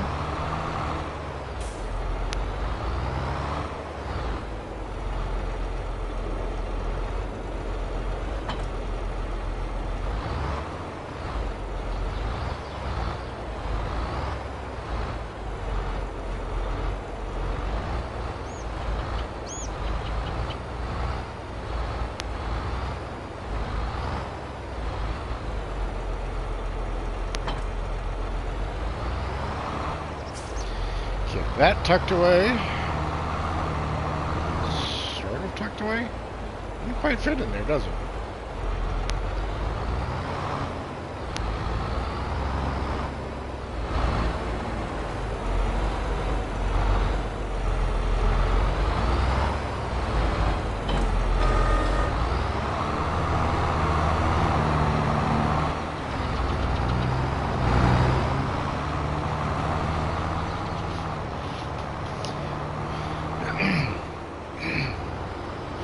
The 8R sounds really good too. I guess I should have known that.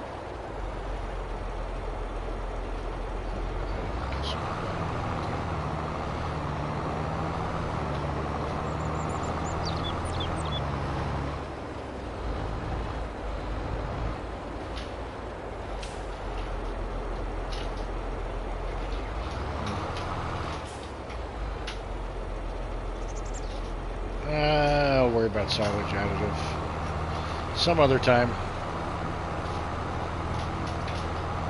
And it does not look like I have the wide pickup on this. So,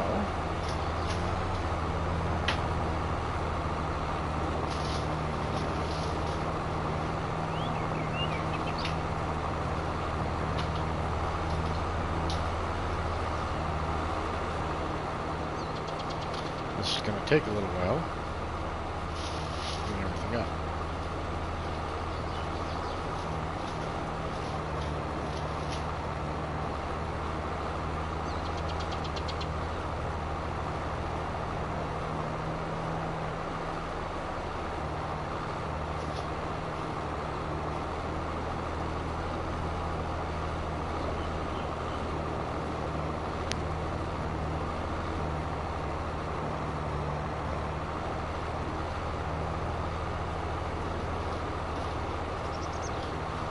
One thing I have not really tried much with this is I can't remember if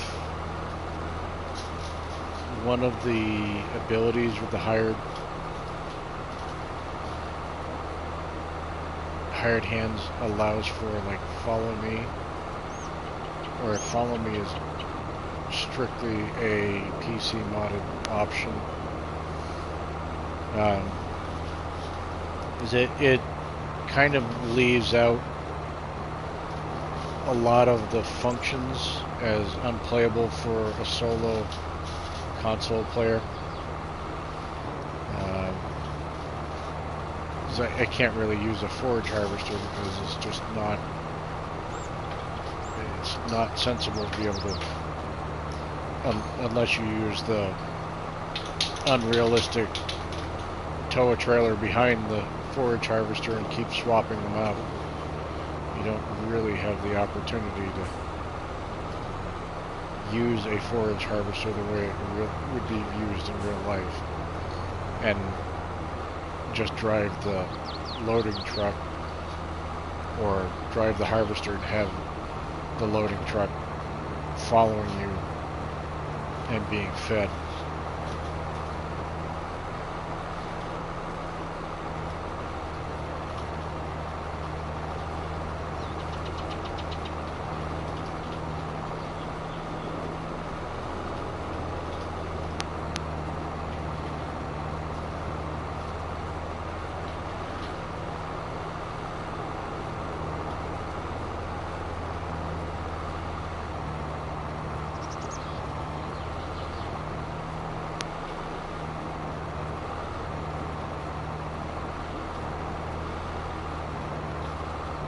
You can do it on corn harvesting, it sort of works. Just have the hired worker doing the corn harvest and you're driving the truck. But it just takes a little bit away. Ran into something similar on Construction Simulator. I was real happy when they came out with a new construction simulator this year. I had played it before that, but I had bought when I seen it coming out. I played the previous one for a while I was waiting for it to actually launch, and a feature that I was really kind of surprised they dropped in the new one. In the previous one, you could have there's a function in there of scarifying asphalt. So you take the surface asphalt off of old roads in preparation for repaving. And in the previous construction simulator, you were able to basically hire a worker, have them running the dump truck to follow the asphalt scraper, and that allowed you to actually cover distance until the truck was full, and then you'd go empty it and then let them run again. It just would follow you for the distance. And Construction Simulator has been out, the new one has been out for several months now, and they still have yet to be able to implement that same function into the new version of the game. And it's kind of disappointing because it makes an entire job type almost unplayable, because you can't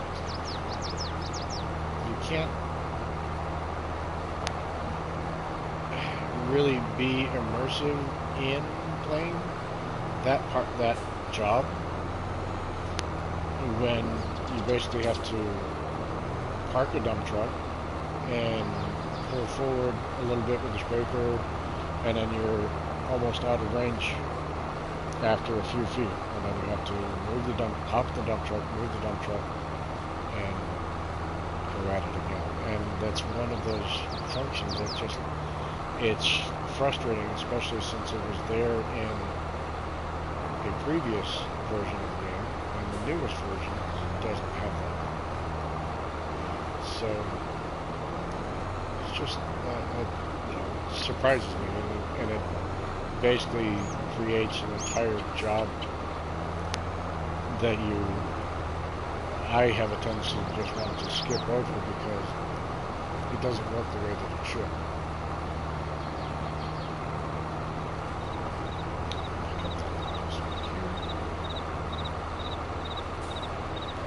To do it, and I don't know, it's just it's surprising that they didn't.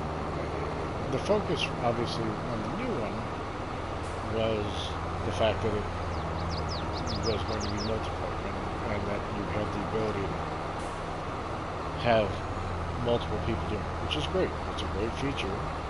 I unfortunately play solo a lot, and I do not have somebody else to drive a dump truck with me while I'm trying to do the asphalt jobs. And then there are times when you're at a point on a job where there's not enough to keep multiple people occupied with different jobs. So it's nice, and if you're playing in groups, you're playing on a server or something along those lines, and I think the multiplayer is huge. Obviously, a lot of people, just like with Farm Sim, it's a very requested feature to be able to do that.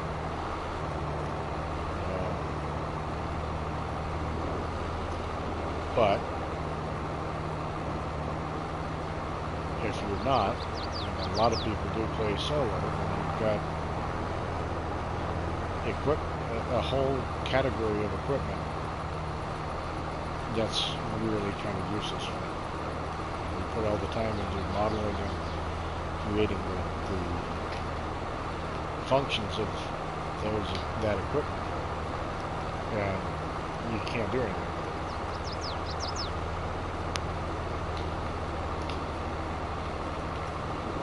So it just takes a little bit away from what you're capable of doing.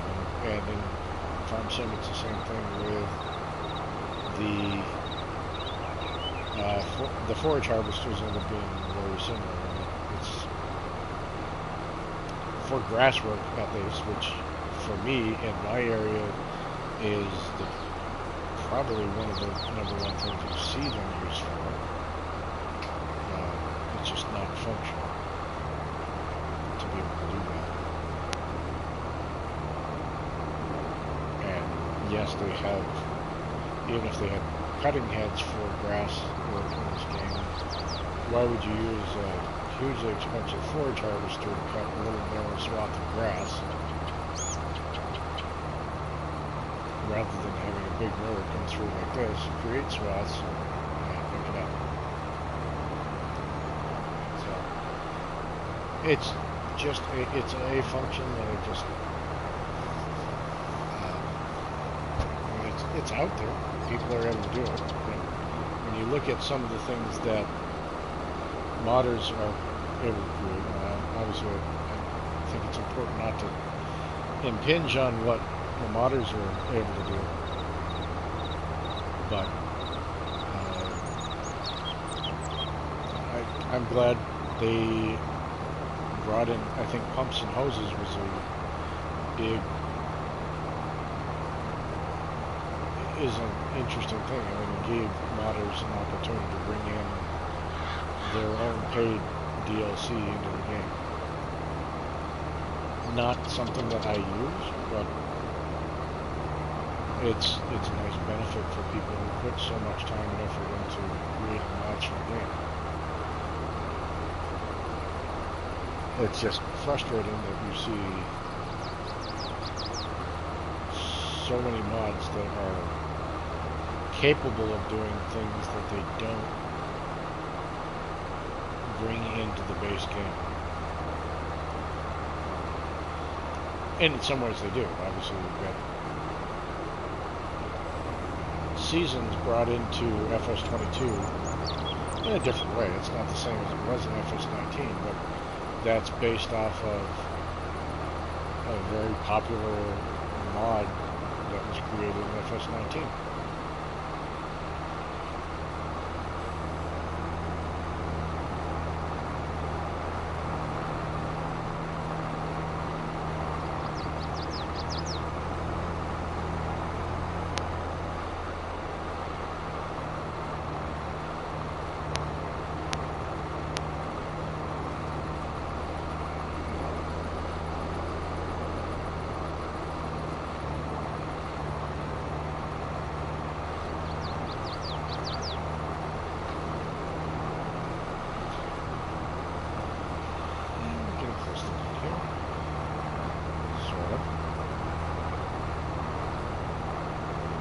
Definitely spoiled.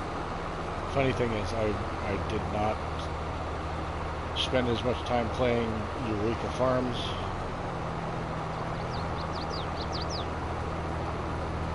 because the map itself just wasn't enough of a draw for me to just to play with the bonkers equipment that it has on there. But knowing that he had pickup widths built into those that would have picked up 3 rows or more of grass at a time. I'm greedy. I wish it was in here.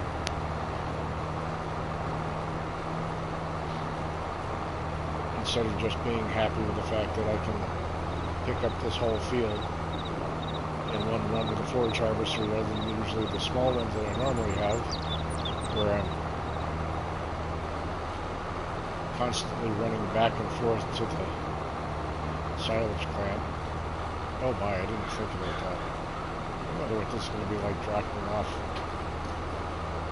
one giant trailer at the silage plant.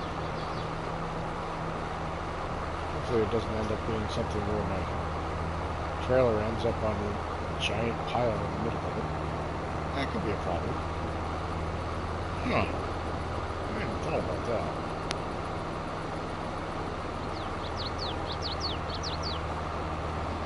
So we'll have to see how that goes. It could be kind of interesting. Luckily, it's a really, really big plant.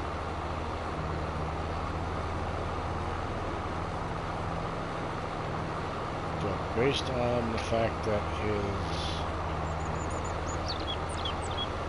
modded harvester had an increased outflow rate, it could be interesting. If this does the same thing, it's going to dump an awful lot of silage in one spot in a hurry.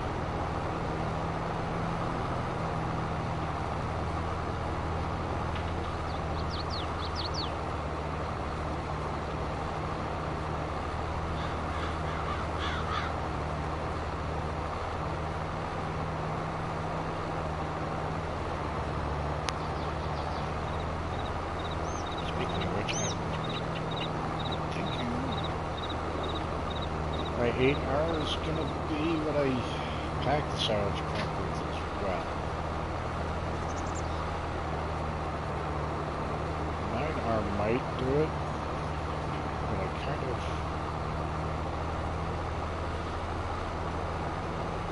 9R certainly would have more weight, but I don't think the 9R has through on the front, so I can't level it and pack it at the same time.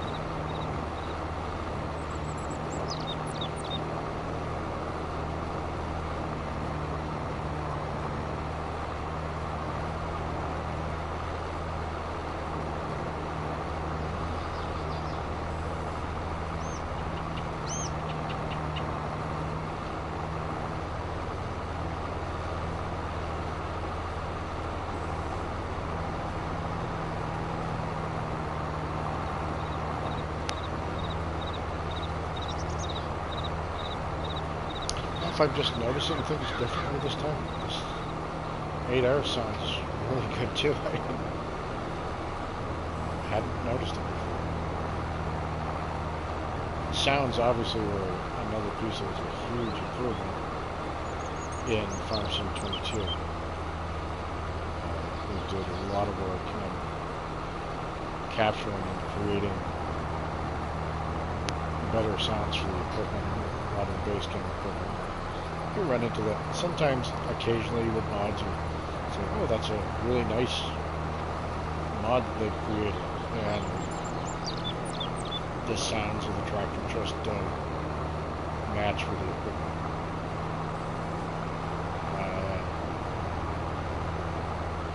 82 Studios, with a lot of his mods that he's put out, have some great sounds.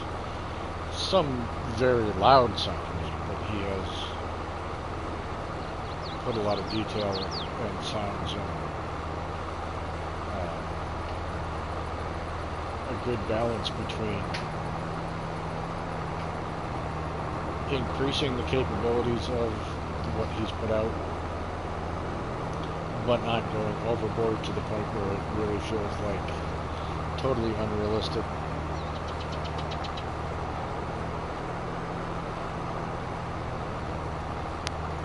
And I immediately think of Clutch Simulations doing his role plays in quotations being legal and realistic.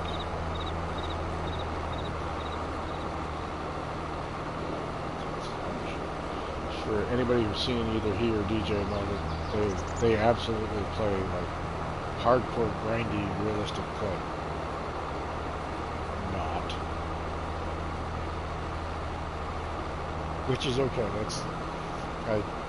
I don't think there's anything wrong with it. We're different people like different types of play. Me, I like the challenging ones. And this is nice. This is kind of a break for me coming back and playing the bigger modded equipment type approach. But all right, moment of truth. Let's see how I bet this thing holds a lot.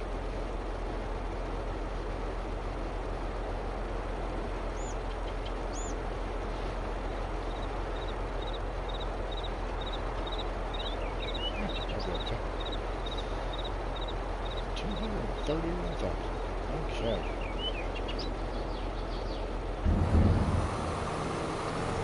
Oh, yeah.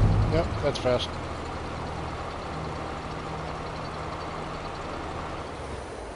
Whew. That almost got messy. Yeah, I would say...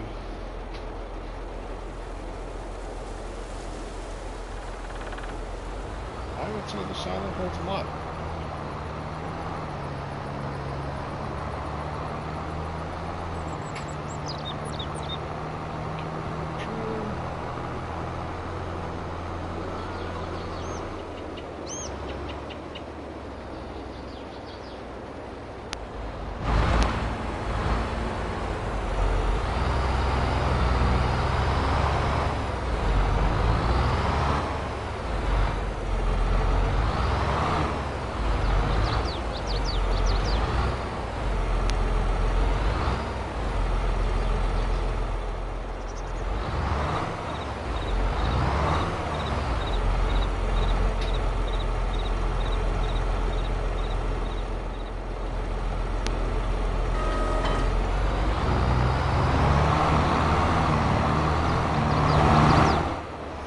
Tractor's kind of crowded in there.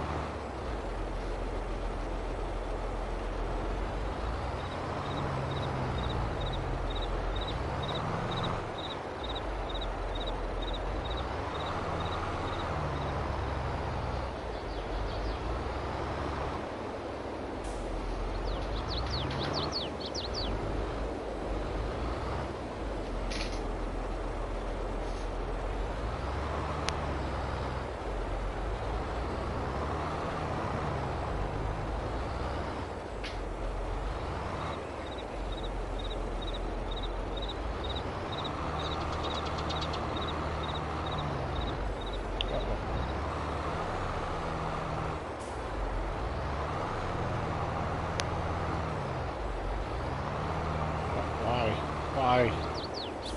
Just back up straight.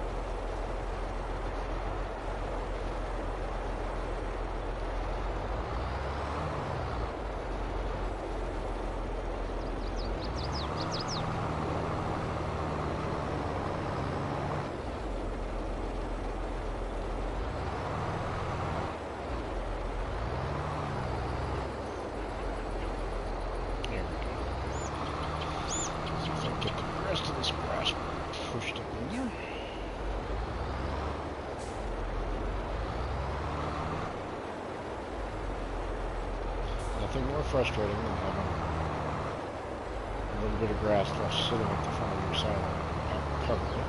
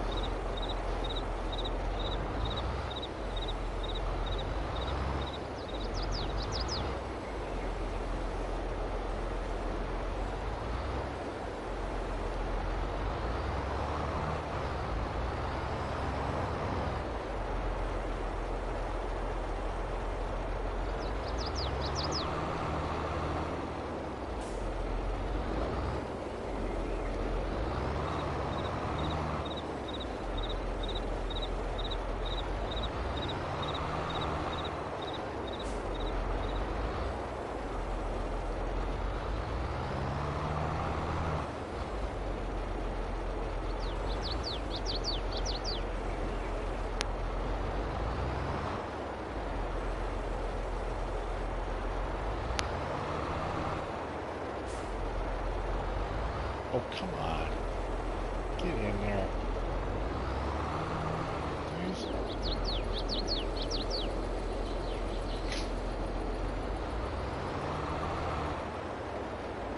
Close enough.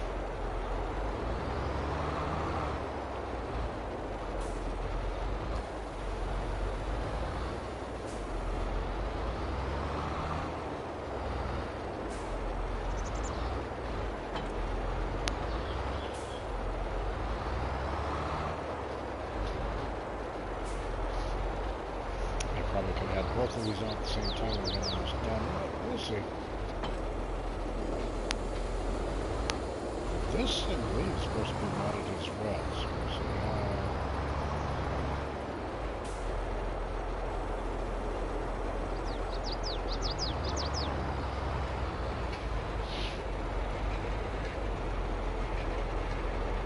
Oh, yeah.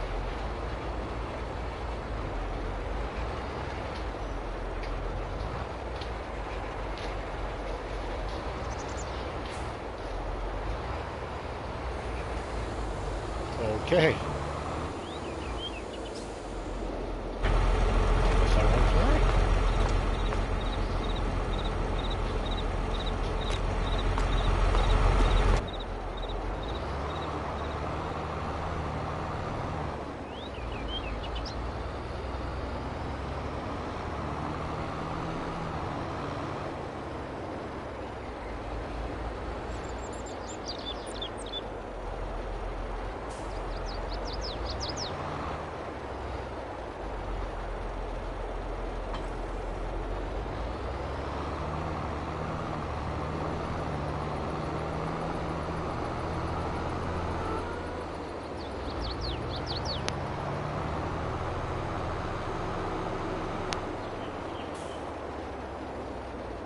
Now, do we go mulch our sorghum field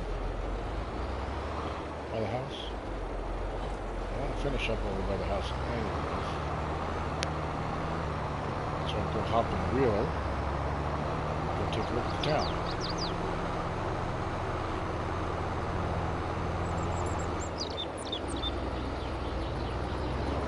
Obviously I have a bunch of strong bale up. That will need to happen.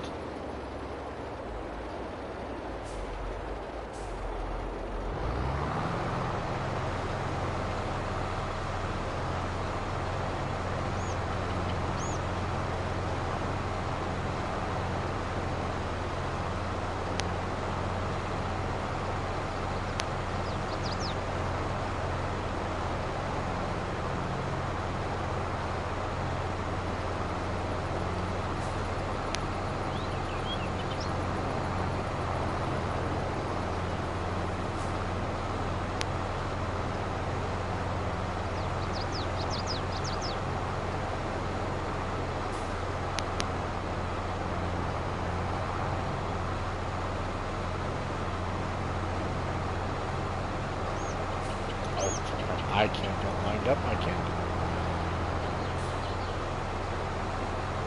I can't drive well in my old age. I'm all over the place with my tractor.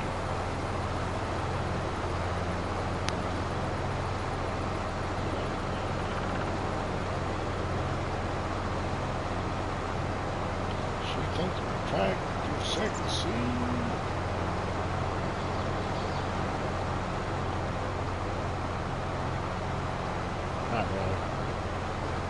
Not so much.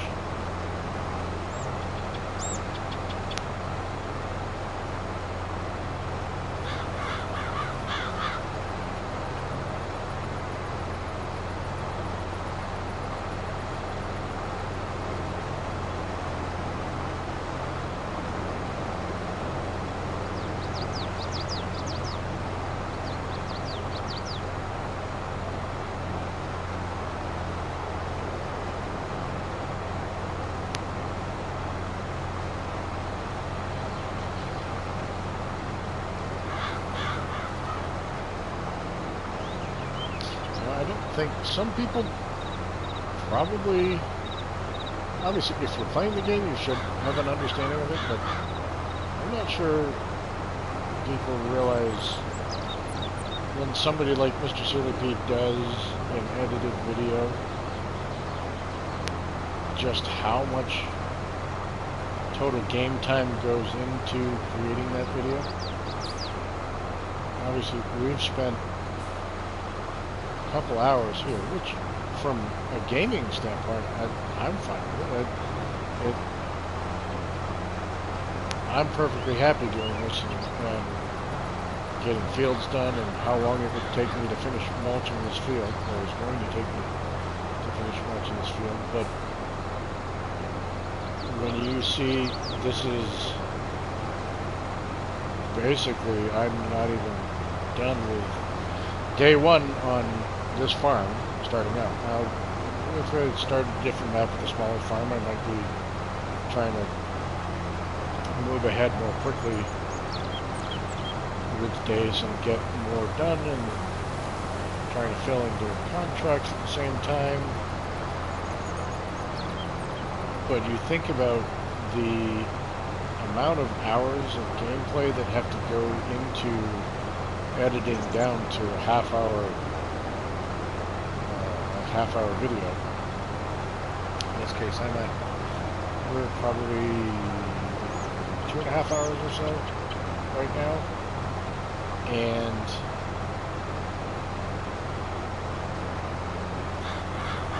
I've harvested 2 small fields and a grass field.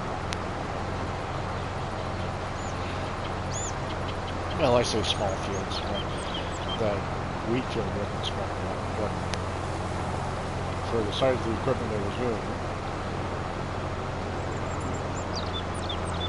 And I've just barely finished those up on day one after 2.5 hours worth of play. So you take that and think of an edited video is probably potentially going to cover 2, 3, 4 days worth of game time. I would, from my experience, you're looking at anywhere from 6 hours or so at times, and editing that gameplay down into a 20-minute, half-hour, maybe 45-minute video. That's a lot of game time in this, which that's the intention of the game, is that it gives you a lot of play time. But if you're trying to turn that into content, I have to give YouTubers a lot of credit for the amount of time that they put into it. It's one of the things, DJ Goham is not my type of gameplay, but the amount of content that he puts out, he is actually a very hard worker as far as the amount of time and number of videos. You think about it, he's trying to do Farm Sim News 5 or 6 days a week, which each of those, yes, it's not gameplay, but it takes time to research and keep track of who's doing what and in the world of modding and what's in production at Giants or what's in review at Giants. And on top of that, often doing, we haven't seen as much lately, but I mean, he certainly does a lot of Let's Play videos at the same time, usually doing a couple of those a week. And that's probably hours worth of gameplay on each of those. So that you look at it and say, okay, he's doing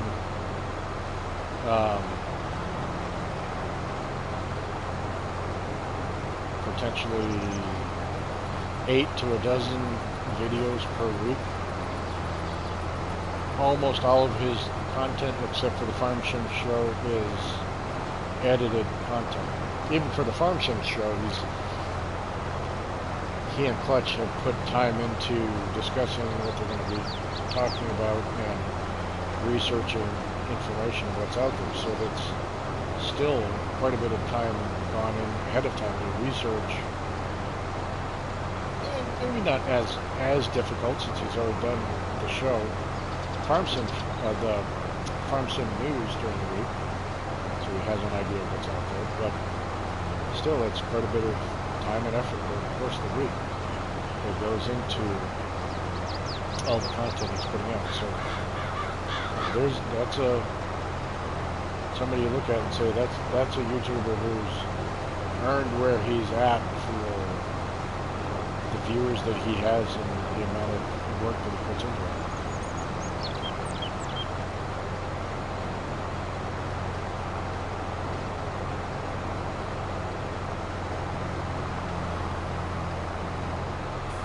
Driver 53, I don't know. I don't see.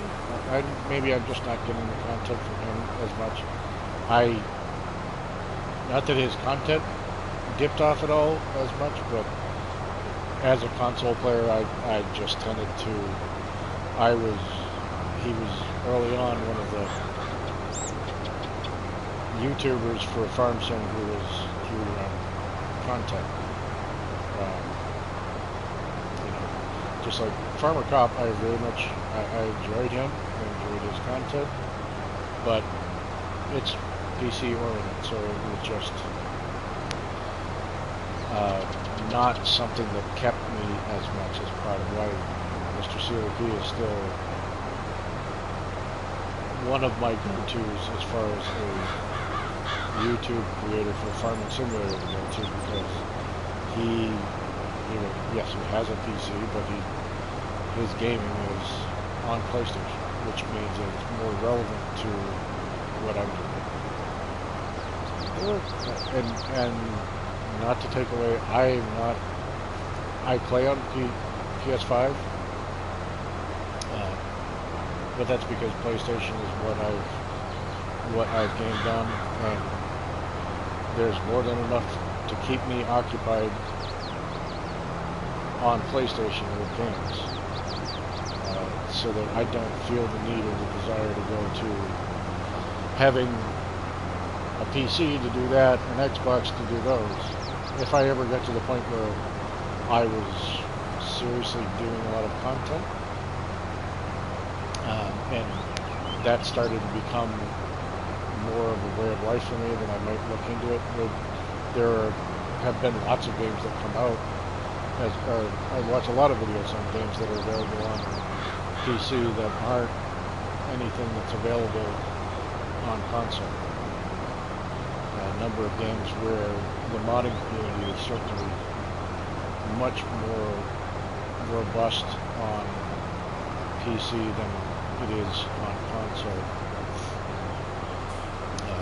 Space Engineers is one of those that I began watching on when it was PC only game. I was actually this was available on Xbox as well. I always hoped that it would come to PlayStation. I'm glad it has. But it is, for the longest time it was PC, and there are certainly a number of mods available for it that are PC. Upcoming game that's going to be coming out that I'm going to miss out on is Starfield. Looks very interesting, potentially. And that is Xbox and PC only. So there are limitations. Every console, every system has its limitations on what it will release. I'm hoping to see. I know recently Sony has started releasing some of its bigger titles to PC. Not immediately, but they're coming out. So I hope that as time goes by, we'll see more and more overlap on that coming to PlayStation as well. It is one of the disappointing things with Microsoft having purchased Bethesda. Obviously, that's a huge creator. I suspect we'll see a lot of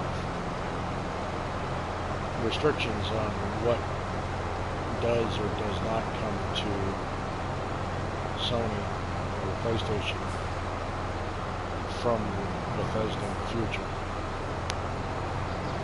Which is too bad. I mean, I guess there's a balance between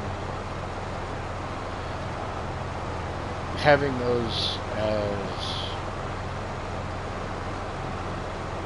strictly drawing points for Xbox and PC. But when you look at the overall volume of sales of PlayStations that are out in the wild as opposed to Xbox that are out in the wild,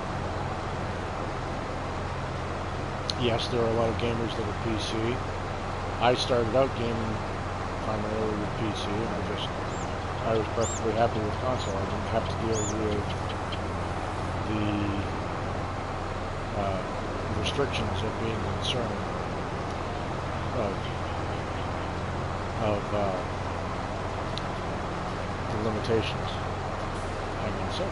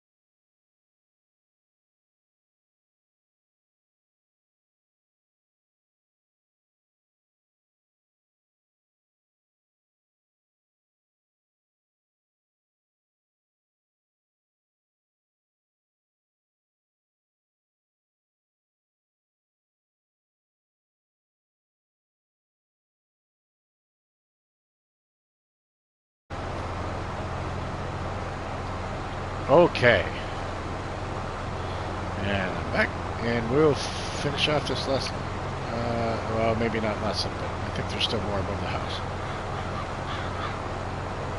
It actually didn't take as long as I don't normally spend a lot of time doing the mulching, but since they gave me this big mulcher, I might as well make use of the equipment he gave me.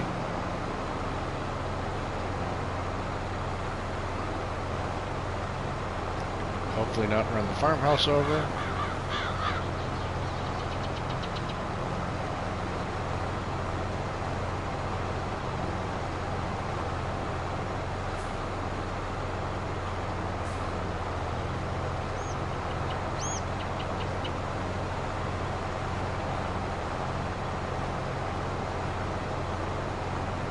And we'll park this.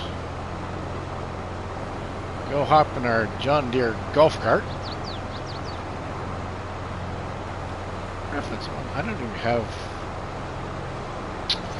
I don't think I have precision farming loaded right now, so I don't even actually. I was wondering whether or not this was the one that the golf cart that worked with the soil analyzer, but I don't even have precision farming in right now, anyways. I'll have to decide whether or not I'm going to, when I do survival, I may reinstall precision farming and include that, because that's a couple different things. One, it adds complexity, and obviously the one big advantage to precision farming,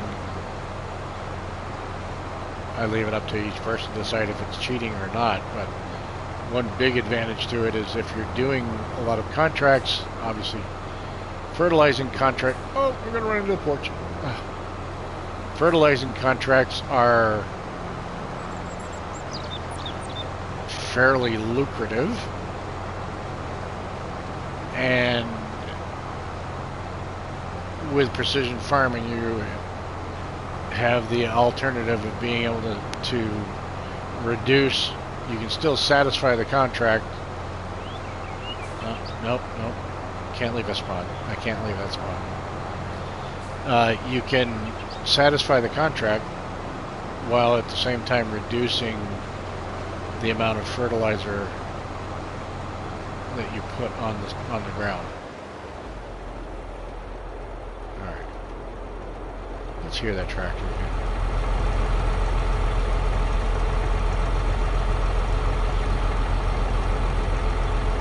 Sounds so good. You know what? Except for the front 3-point, I think this is just like Laura Farms' tractor. Row crop drives and all. Oh, I love that. The sound turning off and everything sounds so good. If this is European style. I have a hard time telling the difference between the two.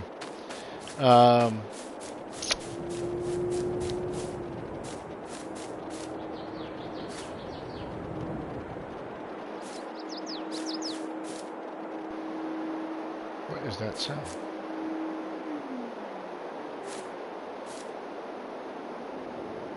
What is that? That's weird.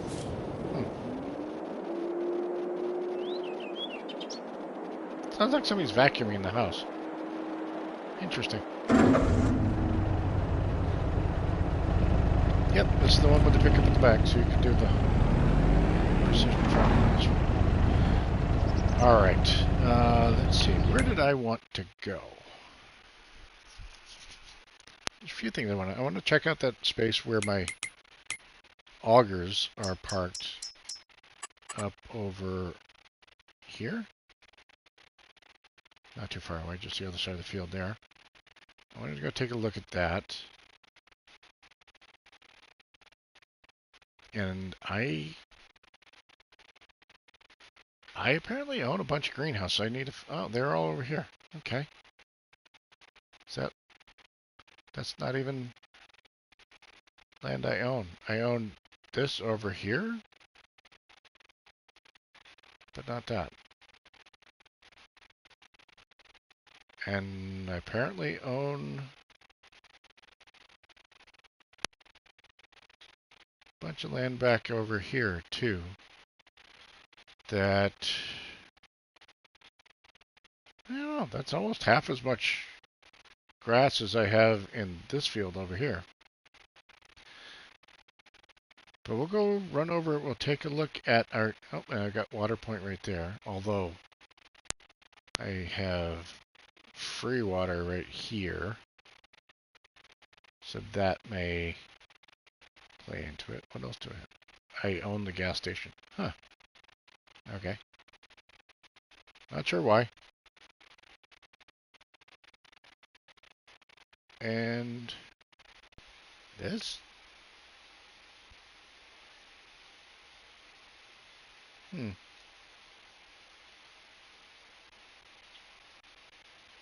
I don't know. I'm not sure what that is about. So we got a couple of things I'm going to run around, go check real quick. We'll run over here.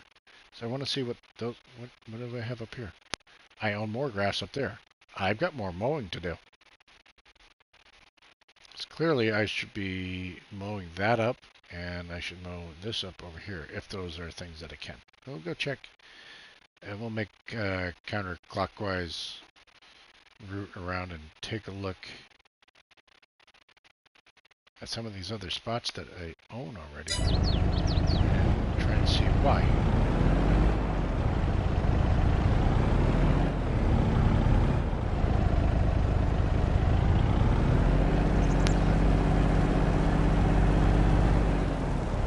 Let me see if I can lower the...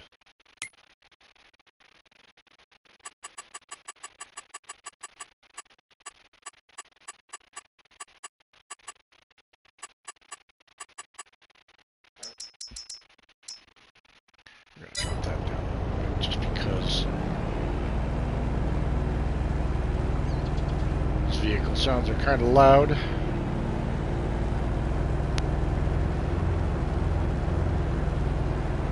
Alright, so why do I own two augers that are sitting over here?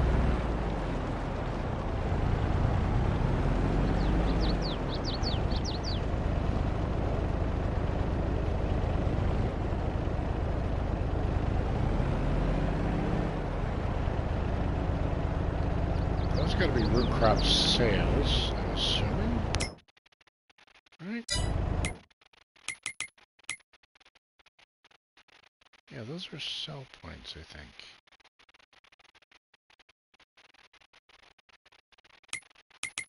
You can find out real quick. No?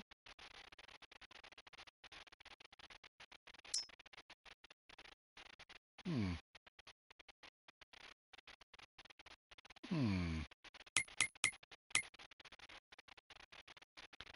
Oh, root crop storage.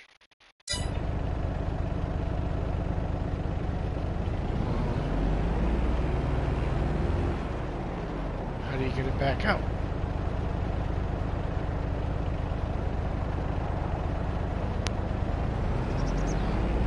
I don't know.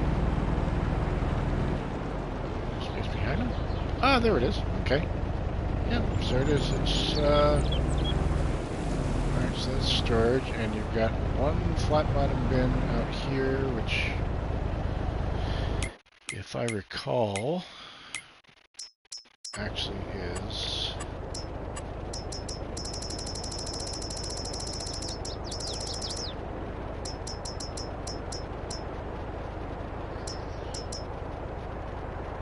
That's one of the required download mods.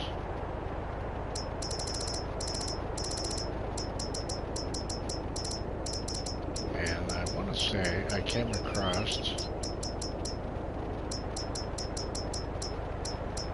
Yep, Bucks County.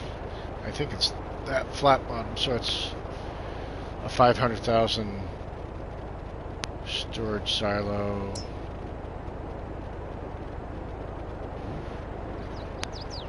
That's the one at the farm. That's 5 million.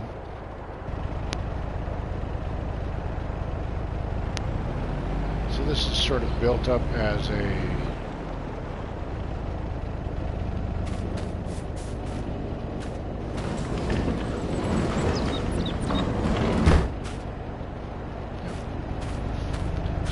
dairy farm.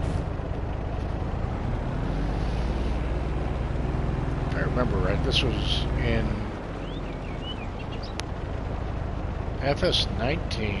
I want to say this was where the pig farm was. I would imagine he's got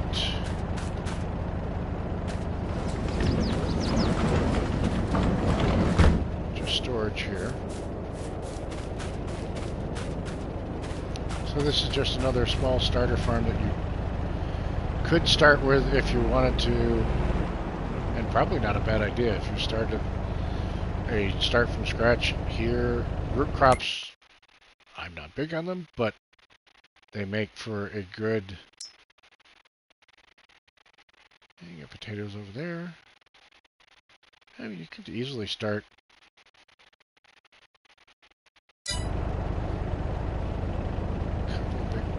Just grass fields, or...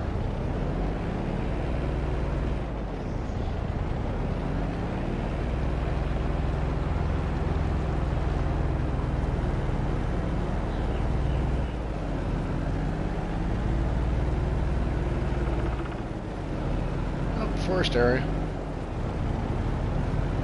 So you could do you could sort of do a little start from scratch on here.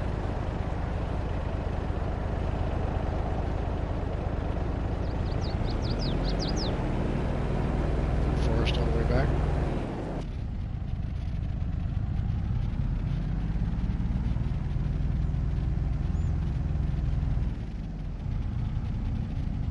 It's got the junky trees on it too that are no fun to deal with, but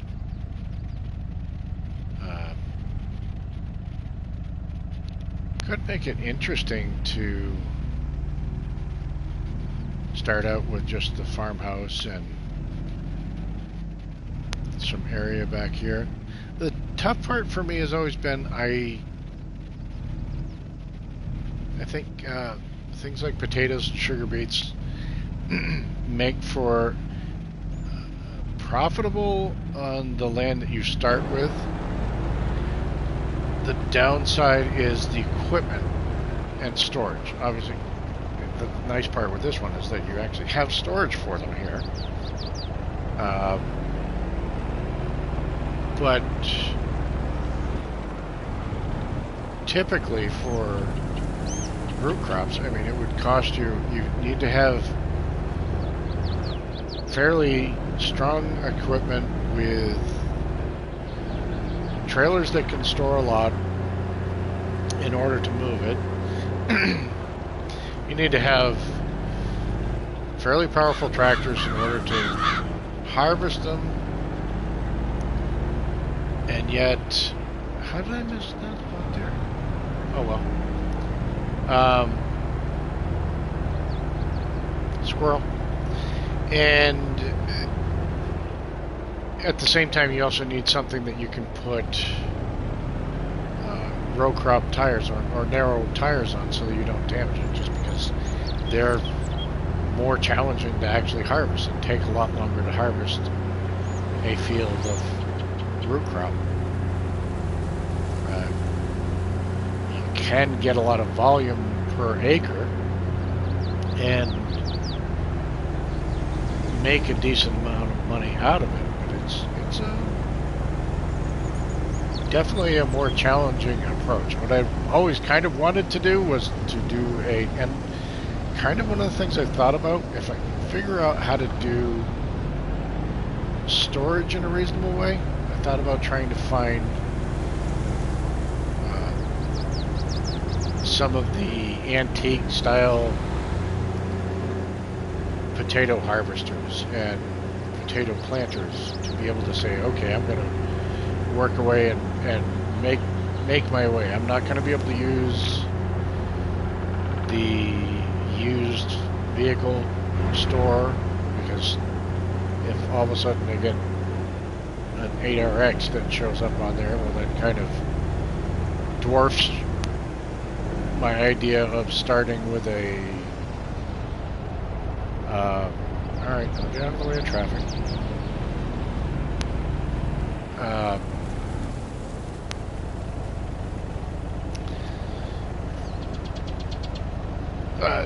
the idea of starting with low horsepower antique tractors and equipment, and basically starting at the level of stop, don't do that. No. There we go. I keep hitting the wrong one. Okay, so alright, so this isn't a grass area, this is a forested area that I own. Somehow or other, I own all that back there, so I could do forestry, but again, I normally look at forestry as I'm trying to make money and to buy equipment, and this map I'm starting out with everything I could possibly want as equipment. Spinnery. So again, maybe a start from scratch idea, keeping that as a piece of land you own.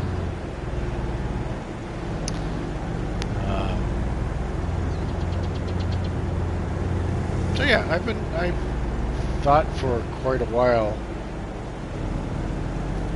about wanting to do a survival role play, and the tough part has been really, if I'm playing for myself and I'm just playing on my own, then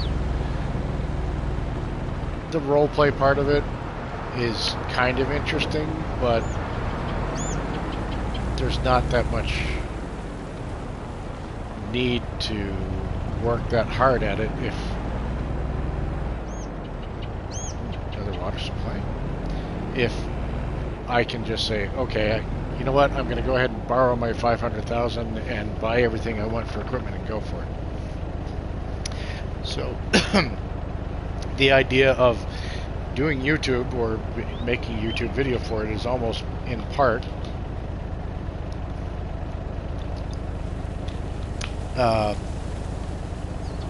the interesting part of doing a survival roleplay, just because the audience, or even prospective audience, have people watching or not, is an incentive to sort of keep you honest.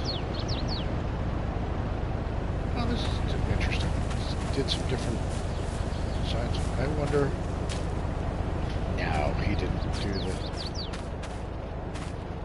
It's done some. I mean, it's done some nice layout. It's a little rough, but it probably could be a little bit more. But the idea being that that's a log flume right there to bring wood in. Okay, and let's see, we owned. Okay, just this. So it's just the pond and the land for these, which not a big deal. You don't get the production with it.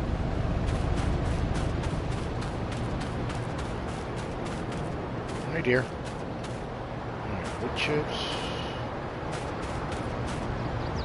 Stop. On this side. Maybe on this side.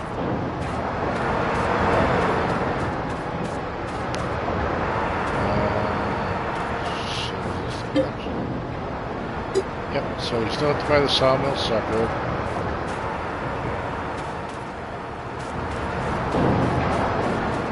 Very loud, very loud.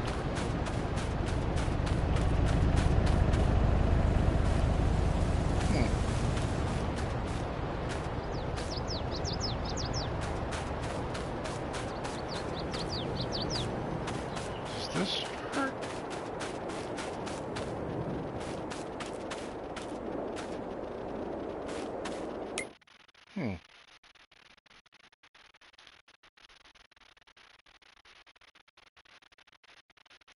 It doesn't look like it's... No, that's just the wood chips, and that's your sawmill. Interesting.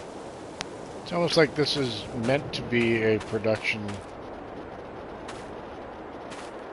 piece, but not... It's not active. It's too bad. And it's nice. I mean, he's got a nice piece added in.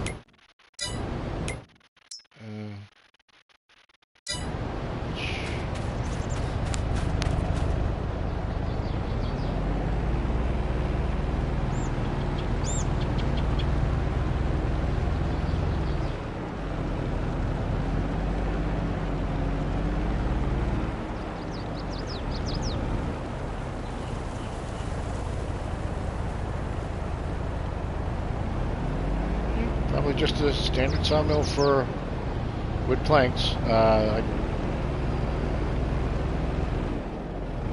Not the platinum expansion one.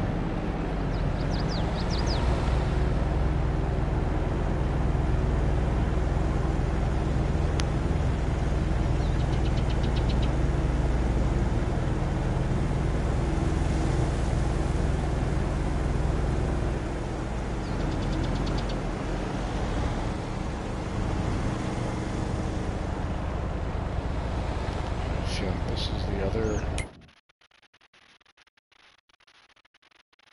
Down here is the other area that we own. Both sides of the road. So that's just another woodlot that you can purchase.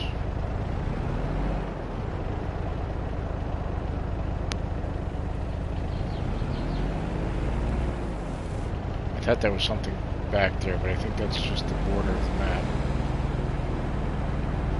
Yep. Big rock. Okay, so another woodlot either side. Nothing. Ooh, sorry.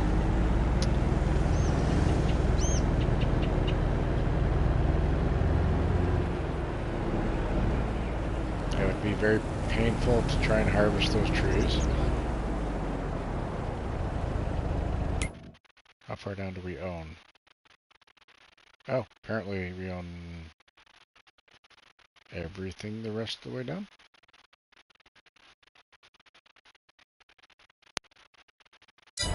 Floating around the great processing.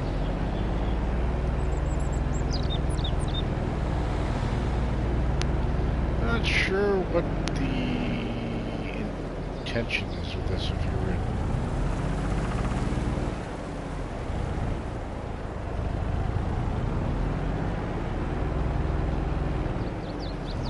clear space to grow grapevines, maybe? You could.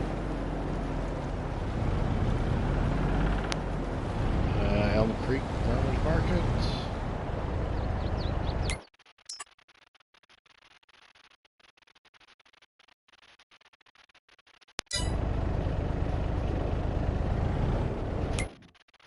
Oh, it's that Phil. Okay. So.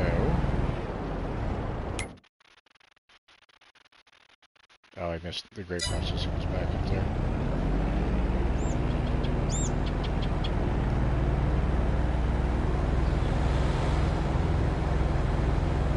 Bad driver. Bad driver. Just go.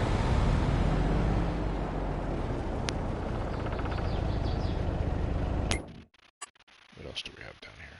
Okay, that's the animal.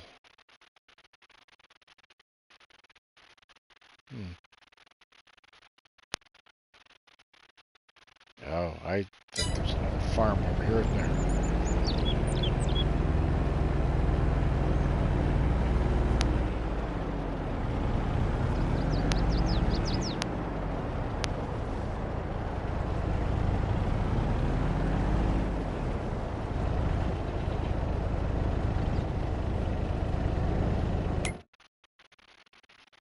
And apparently that's not the way I'm supposed to get into it. We're going to take a quick trip around town and then come back up over here afterwards. I do want to find out what that looks like. That is all about.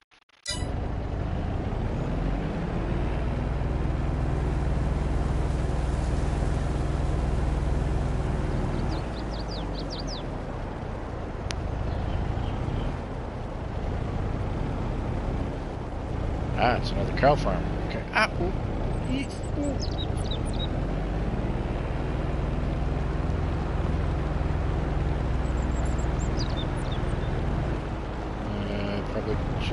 like the cow farm we have right now?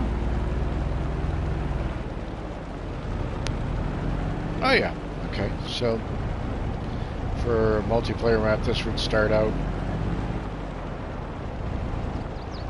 a little bit smaller as far, but you've got all the storage and field supplies you need.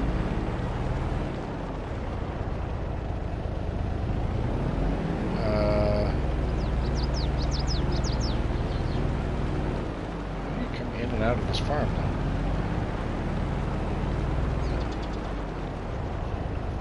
Yeah, that's your pasture.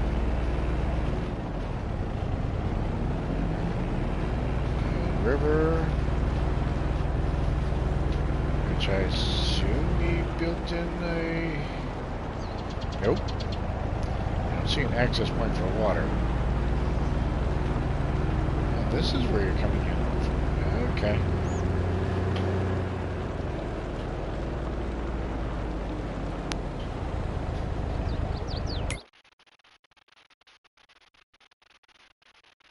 I have to go around. I'll go around that side. Take a quick run through the town and just see what that looks like.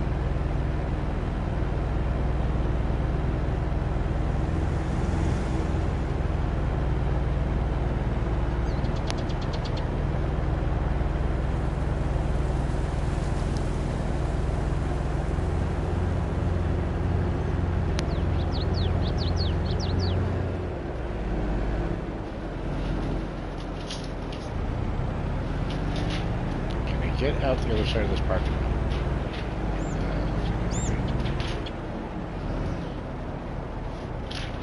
Quiet town, there's nobody shopping here.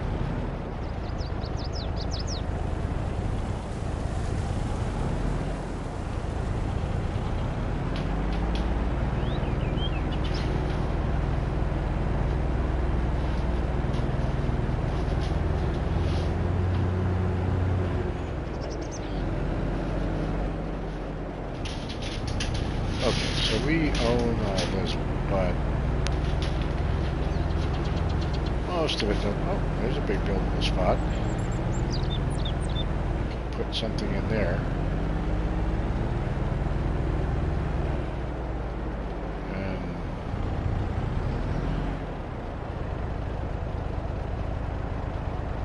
huh. That looks like he had something there. And it out.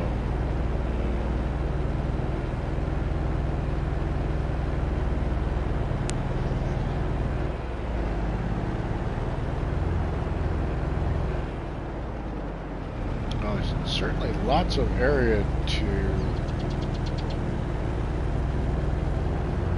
add productions in here for sure. It's just another big industrial. Oh wait, this is the... Is that the biomass? It looks to me like... Yep, biomass. Okay.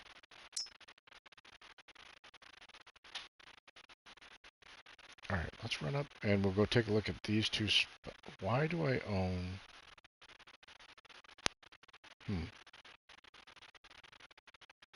That's interesting. I don't know what that one's all about.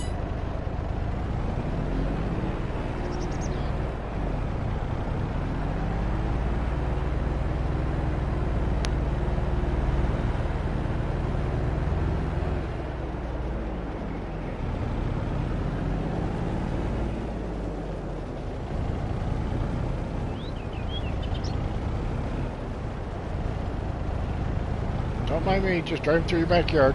No big deal. Ah, oh. I think I ran into a garage.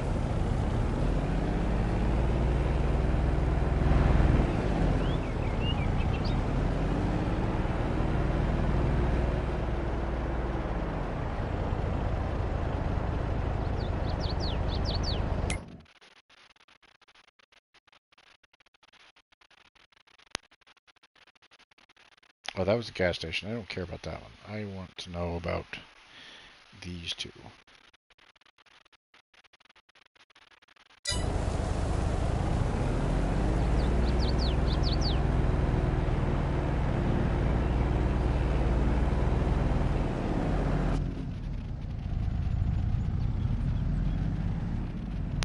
Ouch.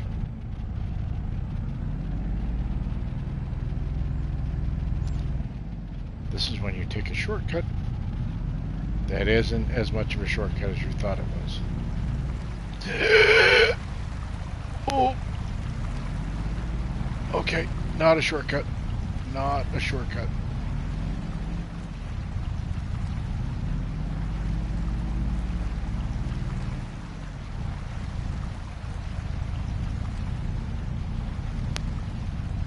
Sorry, pardon me, sorry. Excuse me, pardon me, come through, sorry.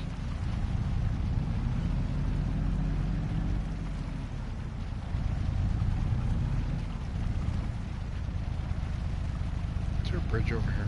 It looks like a bridge right there. Whew.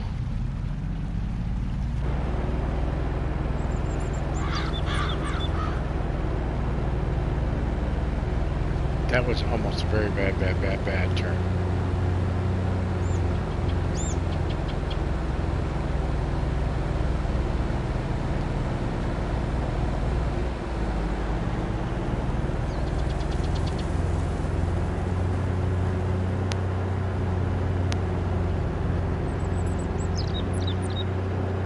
Here's our gas station.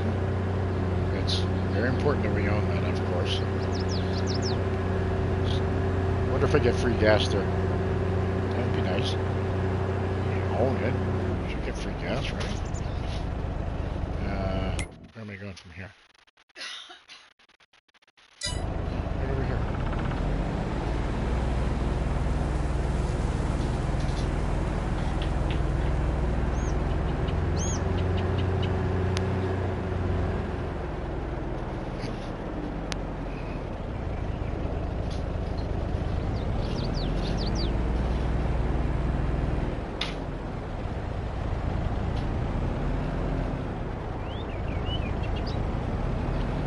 This and why do we own it?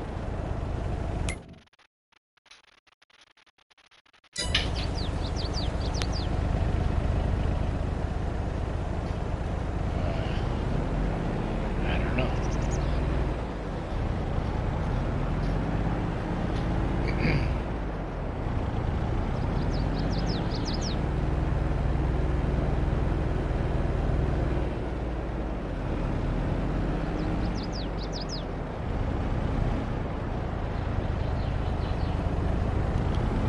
Potentially another farmhouse, but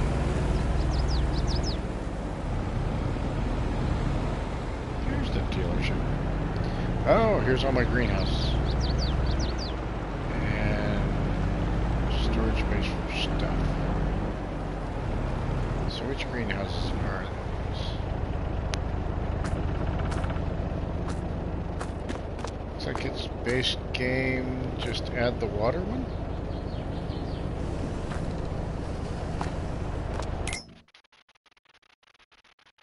Yep, just add water. Oh, good lord.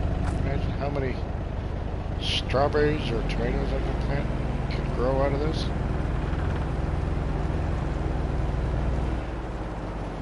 I suppose next time around that would be something we need to do, is bring water down and do the strawberries. Still not sure. I'm not sure if this is going to be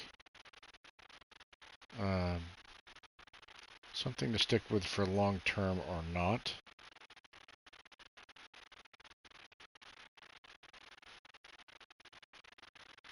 Okay, so we still have some little piece of property down here we own for some reason or other.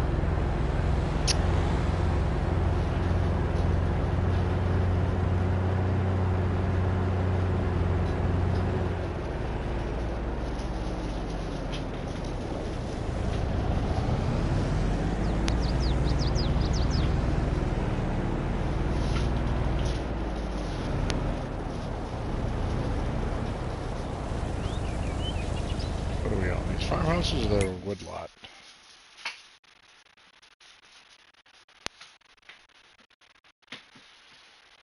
Yep. Farmhouses. Or houses.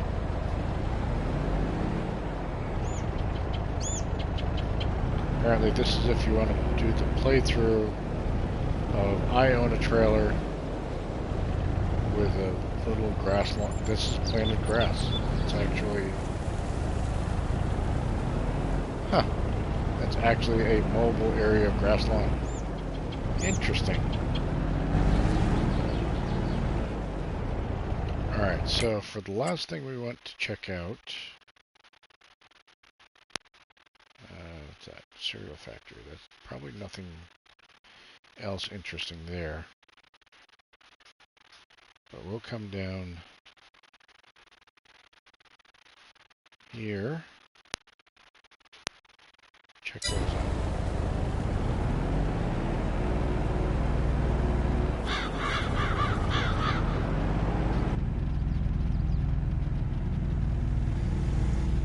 Maybe I'll stay on my side of the road better if I stay in the car.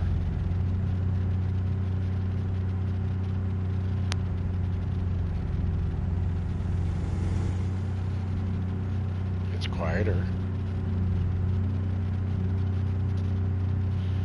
I can't see the glowy beacon though. Good thing there's no police around here.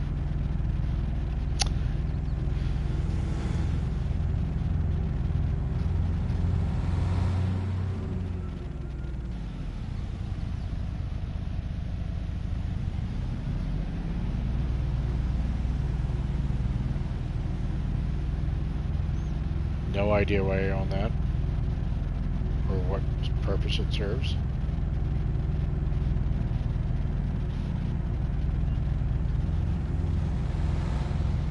Ah! You saw that. He tried to run me over.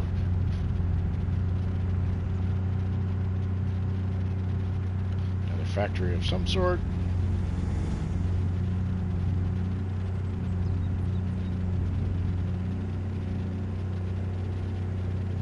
I think one of my tractors is faster than this UTV.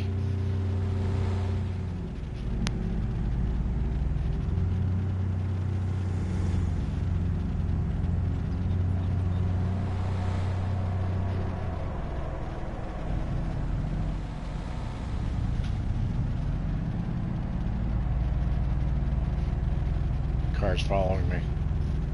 Why are you following me?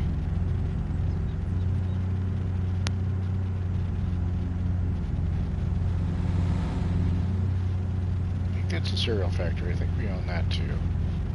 Well, we own the land.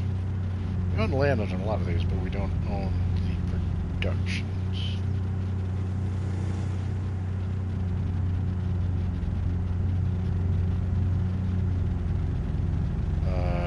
Don't know.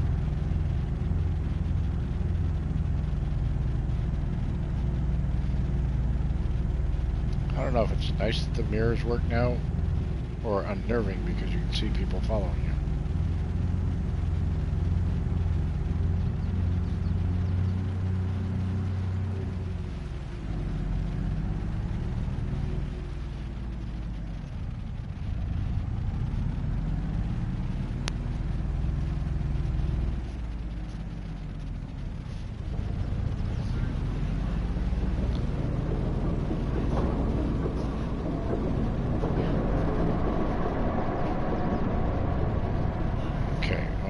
Nothing special. One.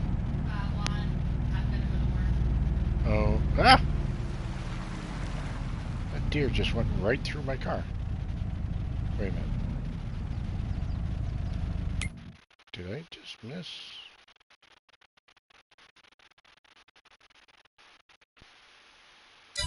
Oh, I know what it did. Yes, that is one we own. Ah! Oh! Eesh. Sorry, look out. Coming through.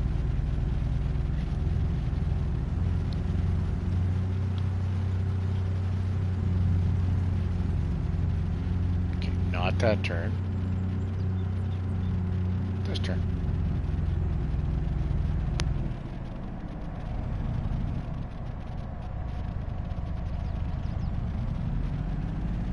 Well, that looks just like the one that we don't own.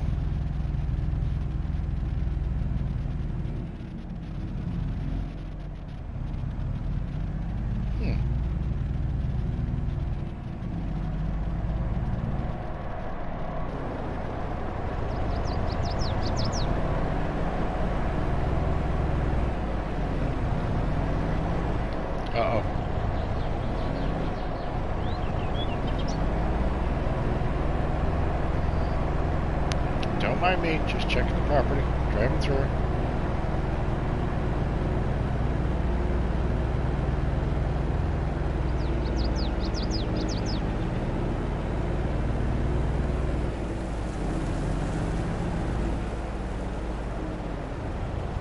Okay, so that's it. That's... Oh, we don't own the land on that. We just own... something... Why?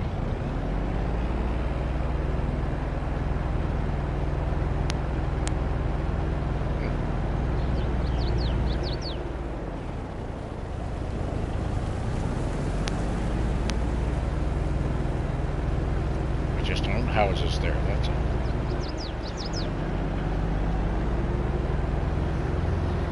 So he's definitely changed the layout of the map quite a bit on this.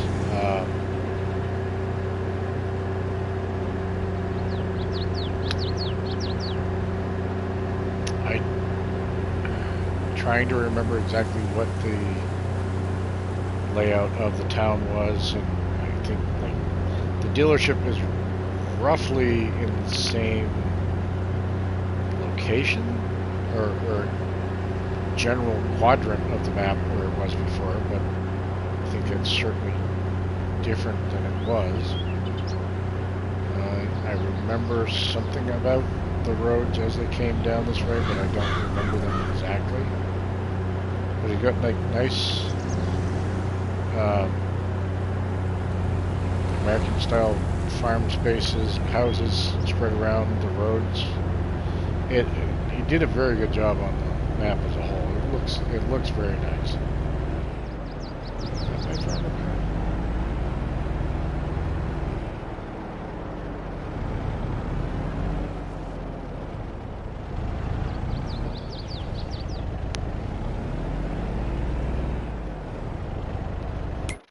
I think so. Yep. Oh, I do own that field. Okay. Huh. I didn't know that. I don't know what benefit of owning that would be.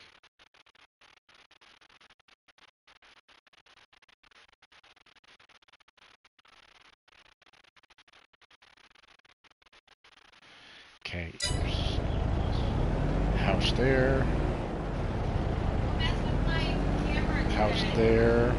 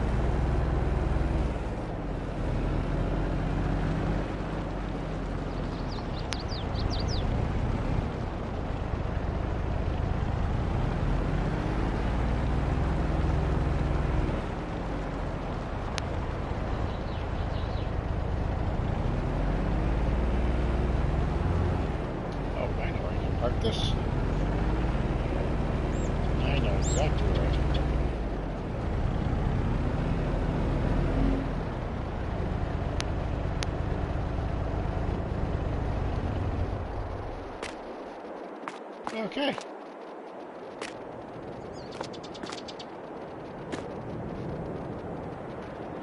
So, I still have a bunch of big equipment that I have not used yet. I'm going to decide if I want to... Although now that I've filled my silo, I'm not sure I'm going to do chopping the corn. I probably will do harvesting the corn. We'll see how that goes. Need to buy some cows. Everything else is all set. I think we'll leave it there for now. Chickens are all good.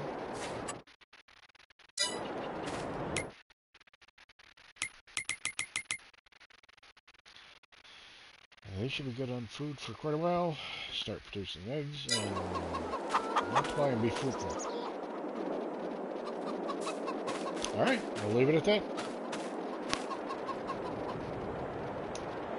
If you enjoyed the movie or are interested in seeing Buck County continue on, I'm certainly happy to give it a run. This is certainly an established type map with lots of equipment to use and capability of moving stuff quick. So as far as getting things done, this map should be one for that. And I have to start up the 9RX.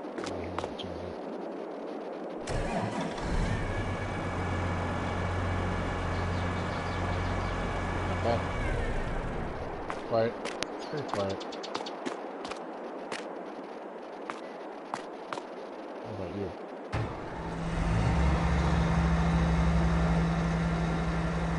Yep, that sounds good.